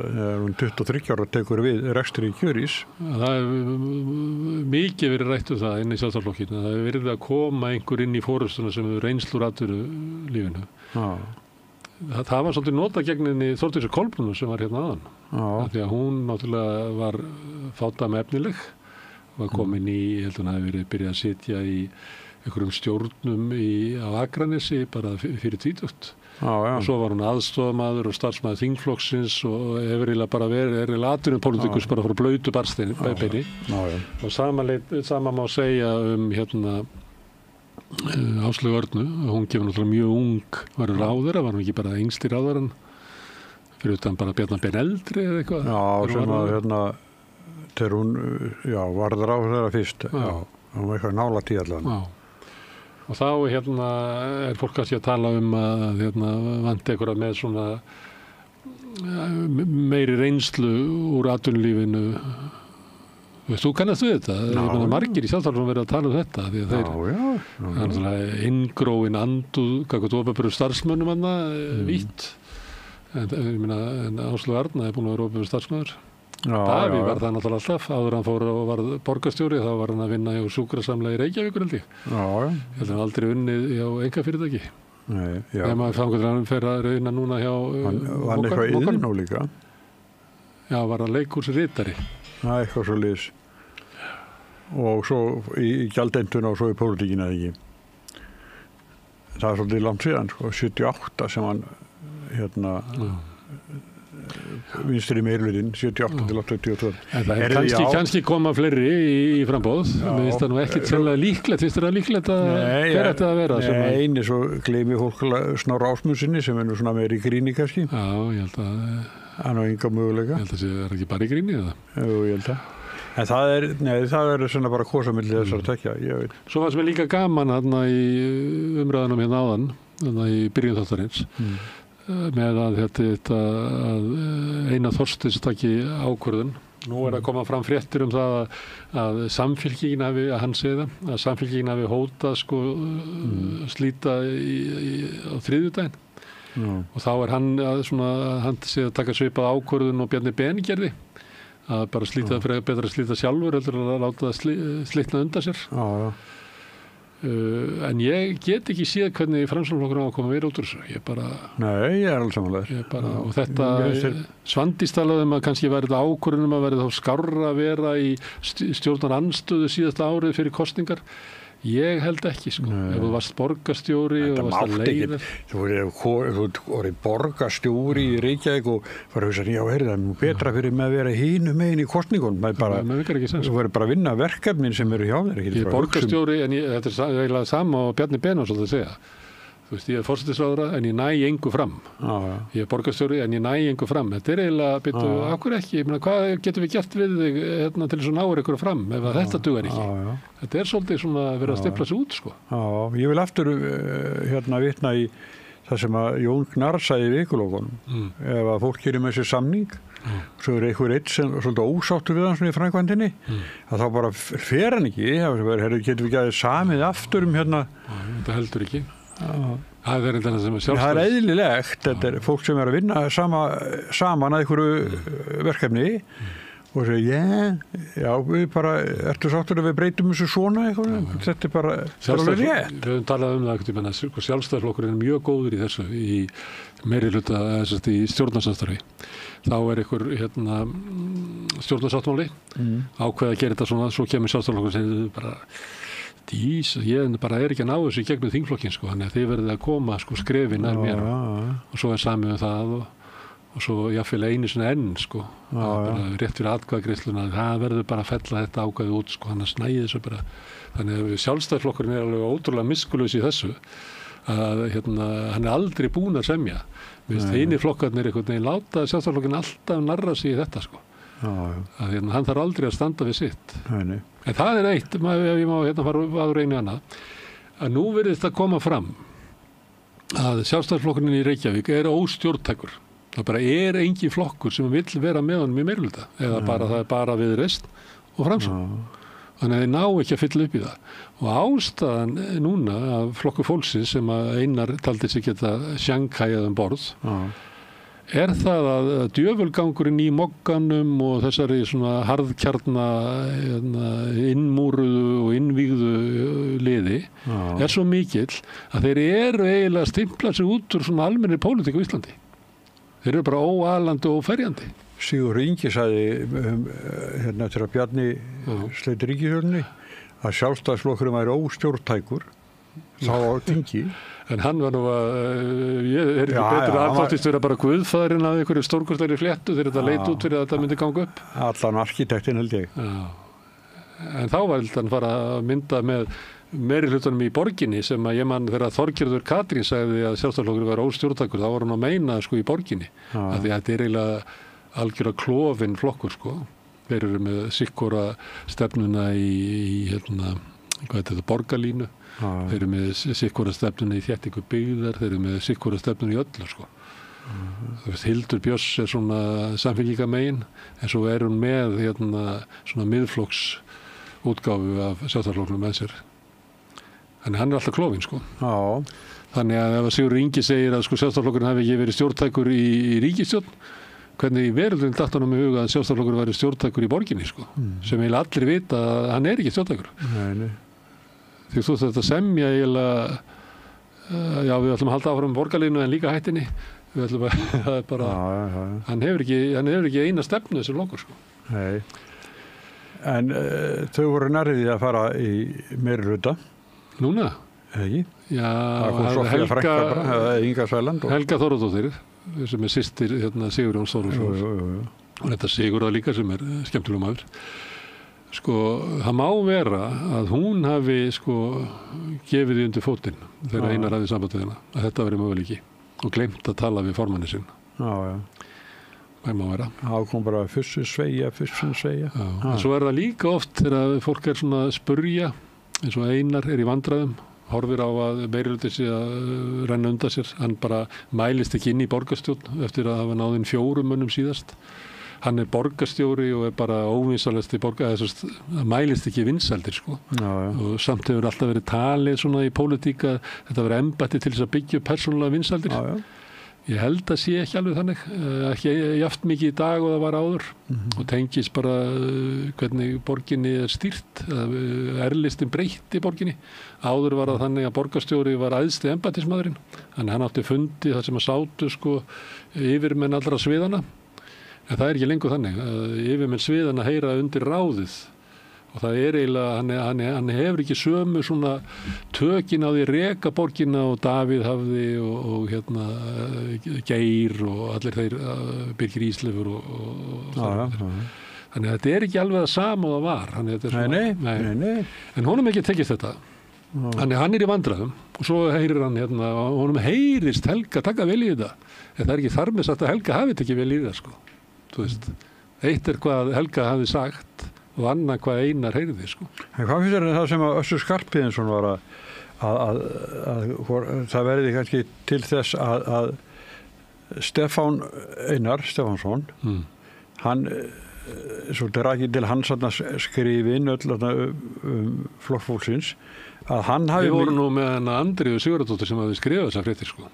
Styrkina sko. Já, en hún hérna að þau séu svona með þessu að grafa bara undan sjálfstæðisflokknum, hann verið þá bara lengi utangars. Ég hérna, að því að hann svona aðal númerið í hérna, podcasti sem heitir Þjóðmál sem fær mikla hlustun og ég hef alltaf hérna svona dundað mig við það að segja að þegar Þjóðmál byrjaði að þá mældist hérna sjálfstæðisflokkurinn með 28,4% fylgi.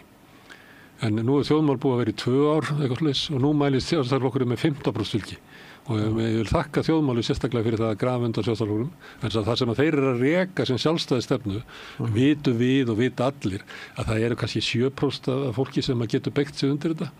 Ég meina Stefán Einar að fagna þjóðarmorði á Gaza og þetta er bara svo way off sko. Og allar hugmyndir að bara allir opinberir starfsmenn séu bara aumingjar og mér finnst þetta. Ég held þetta sé hérna og þú veist með Davíð sem að fekk 13,7% í forsetakosningunum. Maður oft sagt að þú veist þessi hluti sjálfstæðisflokksins, hann hefur ekkert meira fylgið þetta. Nei. Og núna eru náttúrulega margir af þeim dánir, það langt síðan að Davíð bauð sig fram, en þetta kannski komið, hvað fóru þeir lagst í könnunum? Það ekki undir 12%. Það líklega þetta harðkjarnafylgi sem að Stefán Einar, Davíð Oddsson og félagar telja sig vera vegna. Og hlusta á. Það sambandi við. Já, það er líka það sem fyndið við Þjóðmál. Þeir eru alltaf að tala við sjálfa sig, sko. Við vorum hérna með fólk frá Viðreisn og Sjálfstæðisflokknum og alls konar, en ég næ ekki, þú veist. Og morgun kemur Þorsteinn Pálsson. Já, hvernig ætlar þau að vera sko stjórnmálaskýrandi ef þú heyrir bara alltaf í viðhlægjendum þínum? Þannig til endanum þá verður þau bara hlægilegur. Þannig að ég held að það sé... Ég fagna þessu sko og mér finnst það líka svo ákafin í þeim að því að það er svona einhver kjarni í kringum þetta.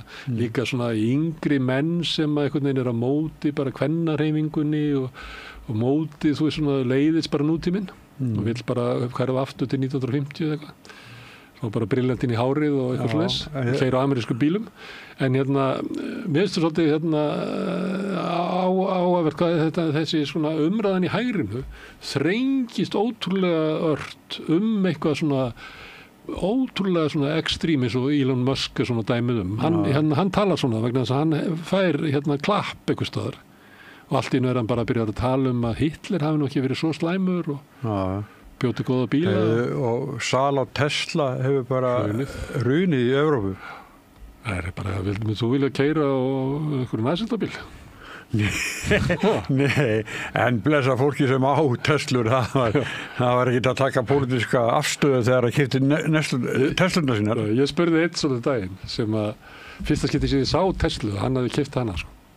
Ég spurði hvað það gera við Tesluna þeirna? Hann sagði, ég meina, fáfram segja, en þeir sem eiga Volkswagen, Volkswagen, já, ég meina, mér er að Hitler bjóti nafnið á Volkswagen, en hann er ekki að reka þetta ennþá, sko, Hitler. Hann er alltaf að keyra á Volkswagen. Já, hann er dáinn. Hann er dáinn. Svo er sagt. Já. Menn eru, þú þekkir það nú, að sérstaklega áviðum kalla, að þeir eru alltaf besta bíl í heimi. Já, margir sumir þannig. Svo hittir eitthvað sem nei, hann er ekki sérstaklega bílið minn það voða sjaldan sko. Það er allir með ánæði með bílinn sinn. Ég var bara í síðustu viku spurður Opel minn, hvernig bíl er, hann er bara lággetur. Skitsemo. Nei, hann er, þú sitt í honum, þetta er bara lággetur bíl. Skitsemo. Já, ég sagði ekki verið besti bíl í heimi, en það fjarrið ég vega það sko. En svo er þetta með Einar og stöðu Framsóknarflokksins sem ég held að þetta er ekki að spilast vel út og Framsóknarflokkur bara mátt ekki við því. Ég meina þeir voru með borgarstjóran og á hverju er verið að, þú veist að, hvað fenguð út úr þessu? Hljótu lítið fólk að spyrja og þá lítið fólk inn í Framsóknar að spyrja, þú veist, er í lagi með forstun okkar, sko, ef að Sigurður Ingi segist að verið guðfæðurinn að þessu, þá er þetta ekki alveg í lagi, sko. Ég segi Smári, flokkurinn er með 5 þingmenn eftir, 5 þingmenn, aldrei verið minna og formaðurinn sem 100 ára sögu. Já, og formaðurinn sem skólaðist inn á þing í bara, veist, happa glapp aðferð, bara alveg, það var búið að telja alltaf, það var bara eitthvað reikningur eftir. Hann var mættur í svona umræðu forystumannanna sem að hann væri ekki þingmaður, en að frétti það sem hann satt hann. Já, svo klöppuðu þær honum ykkur og þær hann sem að við getum nú brosa núna þú ert inni. Skiljalega er hann í áfalli. Já, og svo, býtu, þetta ofboðslega sterka hérna er ekki bara best eitthvað að framsókn. Það flytti flokknum aldeilis áfram í alþingiskosningunum og hinar voru árið seinna, sveitarstjórnarkosningarnar og þetta náði þangað líka. Þannig að þeir fóru á þessu slagorði sko í ótrúlega stöðu í landsmálunum og í borginni. Og þetta og svo er að klúðra þessu núna. Þá var Ásmundur Einar vinsæll. Hann var það ekki undir lokin, sko. Nei. Það var þannig. Nei. Og þá var líka Lilja vinsæll. Hún er þar í formannskjöröldi. Ég var nú eiginlega að við vorum að tala þetta og þá var ég að reyna að skjóta því að hún var kannski að horfa fram á að það geti opnast leið fyrir hann að leiða listan í sveitarstjórnarkosningunum í Reykjavík. Í borgarstjórnarkosningunum í maí á næsta ári. Mér finnst það ekkit, ég meina ef hún vill vera formaður og segjum hún nái því að þrýsta í gegn að verði, þá verður hún að vera eitthvað staðar. En svo getur hún líka verið á það að þessi ríkisstjórn muni ekkert, eins og ég og Svandís voru að reyna að tala að það væri innan megin í ríkisstjórninni sem að er þessi ofur samningur sem að Viðreisn fékk, sem getur bara ekki haldið til lengri tíma. Nei, það stundum að þannig, þú gerir eitthvað svona samning sem bara, ef það er of gott til að vera satt, þá er það líklega of gott til að vera satt, sko. Þannig að ef þú gerir svona nýtir stöðuðina, þannig að þú eiginlega svínar á þeir sem þú semja við, þá heldur það ekki til lengdar, sko. Nei. Það er mín spá, sko. Já. En svo getur vel verið að þau bara semja upp á nýtt og Viðreisn horfið fram á þessi bara breytt staða og hinn kostur sé að mynda ríkisstjórn með miðflokknum og sjálfstæðarflokknum og það sé bara sjálfsmorð, sko. Já, aldrei. Nei, ég held að sé fyrir ekkar hérna, þetta kemur nú ljós að þessu sem, sko, þau voru greinilega með bestu samningartæknina. Þau eina sem höfðu stöðu af því að Samfylkingin hefði bara þennan valkost og raunverulega flokksins líka.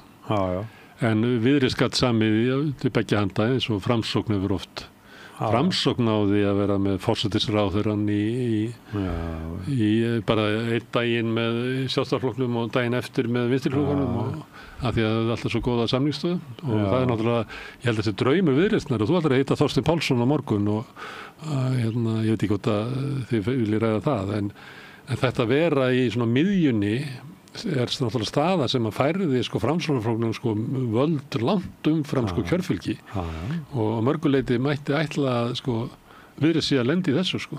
Já, taki þessa stöðu. Já, og þá er það eitt sem að skýri kannski akkur Viðreisn Einar sprengir meiri hlutan, allir voða hissa en allt innu Lóa bara mætt daginn eftir í meiri hluta við mannin sem að sprengdi sem er ekki alveg svona, passar ekki alveg ekki var Sigurður Ingi og Svandís þannig gagnvart Bjarna, þau voru mjög skeptísk á þessu ákvörðun hans voru ekki alveg til í að fara að spila með honum eitthvað en það er ennblega flokkandi sem er í miðjunni að til þess að geta haldið þessari stöðu þá þarftu helst að sko ef þú semur til vinstri í landsmálunum þá semur þú til hægri í sveitarstjórn og svona þannig að þú þarft alltaf að hafa hurðirnar raunverulega opnar sko Ég veit ekki hvort að spila eitthvað en það er smá líf í Vinstri grænum, sagði Svandís, hérna svona, nú er spjallið svona utan daskrar, en að draga saman. Erum við alltaf stórt húsnæði og fleira. Og þeir eru núna, framundan eru sveitarstjórnarkosningar og síðustu sveitarstjórnarkosningar voru ekki góða fyrir þeirra. Og þótt að við reynd að spinna upp að því að þeir náðu held ég einhverjum ávinningi í Skagafirði og man ekki hvort það var Múlaþing eða Fjarðarbyggð eða eitthvað. Þeir eru með Akureyri. Þeir eru með einn bæjarfulltrúa í Reykjavík, einn á Akureyri og svo eru þau með í Fjarðarbyggð, Múlaþing, Skagafirði, Borgarbyggð held ég einn og svona út á landi. En staðan þeirra á höfuðborgarsvæðinu miðað við, þú veist, sögulega VG ætti að vera mjög sterkur á höfuðborgarsvæðinu. Þetta eru svona náttúruvernda sinnar, þetta eru feministar og þetta eru svona gamlir sósíalistar. Þeir eru bara ætti að vera sko, með sterkustu stöðuna, þeir eru bara týndin einhvers þar. Og þeir hafa verið með bæjarfulltrúa í Mosfellsbæ, í Hafnarfirði, man ekki hvort þeir hafi náð inn í Kópavogi. Þeir voru með svona, þú veist, puttan inni. En núna eru þeir bara hvergi og að fara í erfiða kosningabaráttu. Þannig að, og sama með Píratana. Píratarnir buðu fram held ég á 6 eða 7 stöðum síðast, náðu bara inn á 2, náðu 3 inn í Reykjavík. Í nýri skoðanakönnun mældist þau bara með 1 inni og svo eru þau með 1 í Kópavogi. En þeir reyndu við Ísafjörð og Reykjanesbæ held ég og Hafnarfjörð og Kópavog. Kópavog fóru inn í Kópavog. Það voru ekki held ég í Mosó. Og þeir voru reyndu við Akureyri og reyndu víðar sko. Þannig að spurning hvaða afl hafa Píratar til þess að Þannig ég held að það sé komið tími til þess að svona, því að það er oft verið bent á það að hvað eru margir kjósendur sem ekki eiga fulltrúa á Alþingi og tekur saman sko sósíalistana, VG og Pírata og í könnunum á þinginu þá eru sósíalistarnir með svona helmingin af því fylgi sem að þessi flokkar eru með núna. Í Reykjavíkurborg eru með meir en helmingin. Þannig að mér finnst sko, þú getur að horta á flokka, svo getur að horta á kjósendunar. Og sér, verðum við ekki að þjónusta þess að kjósendur eitthvað betur heldur en að, þú veist, ég reyndi svona þess yfir þetta og sá að til þess ef að við takjum saman fylgi VG og Pírata í Hafnarfirði síðast og þá hefðu náðinn manni og ég lék mér að því að taka Reykjavíkurborg með þessa könnun sem var núna frá Gallup að þá eru sósíalistarnir með 2 og VG með 1 og Pírata með 1. En ef þú myndir einhvern veginn, ef þetta væri 1 kjósendahópur þá væri 5 fulltrúar og bara mjög sterk staðinn og inn í borgarstjórn. Er þetta ekki framtíðin? Ég veit það ekki. Þetta náttúrulega bara... Nei, hljóta margir að hugsa þessu. Ég er réttast að gera þetta þannig. Já, og ég held að þessi í borginni, eins og við sjáum núna með þennan leik Einars, að þá er valkosturinn á móti einhverju svona samstöðu miðju og vinstri, er bara stíf hægristjórn. Og það verður líka þannig í næstu þingkosningum og það verður, ég meina við erum með svoleiðis stjórn í Kópavogi og Hafnarfirði og ég held að þeir sem eru svona vinstramegin við samfylkinguna þetta ætti að fara að hugsa, þú veist, hvernig við verum að hafa ykkur áhrif á þessu stjórn þessu sveitarfélag.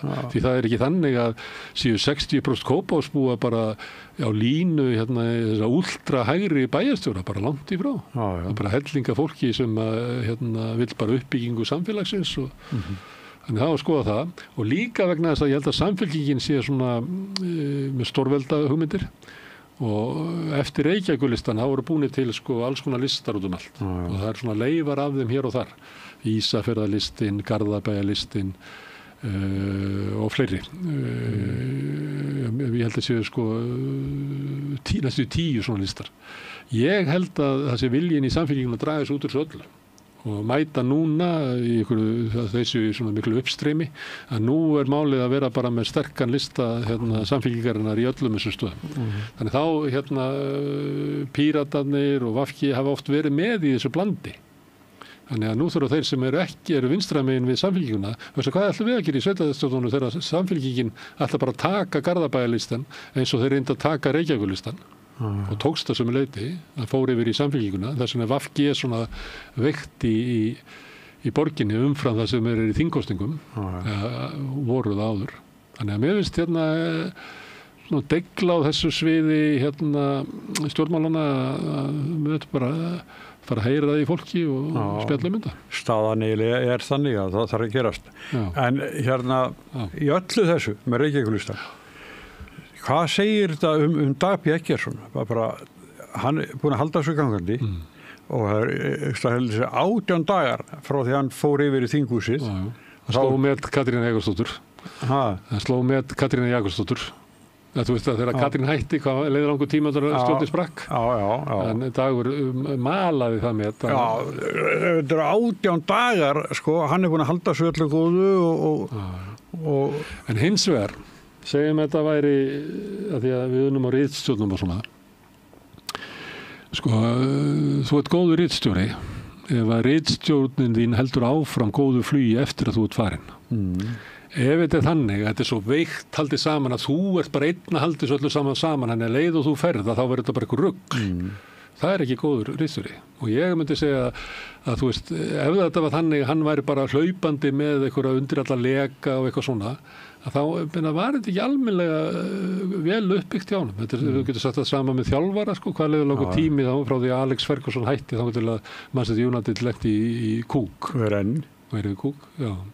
Þannig það er kannski ekki nánast meira en árlega sem þeir skipta þjálfara, sko. Það er algjör steypa þar, en það er nú ekki... Ég hef sagt þetta að því að ég tók þátt í að byggja margar ritstjórnir. Ég sagði, mínar ritstjórnir held að það flugi lengi og eftir, sko. Ég er mjög ánægður með það. Þurfti ekki á mér að halda, sko. Þannig áttu að vera að byggja upp einhverja liðsild. Það segi ég líka stundu þegar ég er að stýra svona umræðu eins og við vorum seinni hlutinn að þau bara, ég gæti eiginlega bara farið, sko. Þau bara töluðu saman. Mér finnst það er að skýla ykkur, ekkert ríflít, ekkert vesið, þau bara höfðu sig hvora skoðana. Stefán Pálsson og Þórdís Kolbrún, þau eru ekki sammála. Þau töluðu bara fyrir ykkur hvort þennað og öll, sko, þetta var bara fínt, sko. Og þannig er góðu þáttastjórnandi. Hann þarf ekki að vera í aðalhlutverkinu. Herðu, er það þetta? Já, er það ekki? Jú, þá segjum við bara þessu loki í dag, við Sigurjón þökkum öllu gestunum sem hafa komið, sem var góður hópur, og þakka Pétri Fjellsteð fyrir að taka upp og senda út, en ykkur þakka ég mest sem að eru að hlusta eða horfa. Þeir breytið þessu spjall okkar í fjölmiðlun og þegar við byggt upp dreifikerfið, það hefur byggst upp á góðri afspurn. Fólk hefur sagt fólki frá efni sem hefur séð á samstöðinu og smátt kíkja fleiri og finnur efnið okkar á Facebook, á YouTube, í öllum hlaðvarpssveitum, bæði undir nafni Samstöðunnar og einstakra þátta.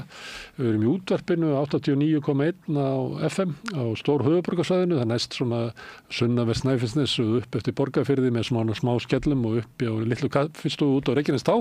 En þar fyrir utan má hlusta á þá útvarpsdagskrá á spilaranum. Spilarinn.is er á netinu og svo spilarinn líka app sem er snjallt að hlaða niður í síma sín og þá getur maður hlusta á íslenska útvarpsstöðvar hvað sem er í heiminum, það sem er net.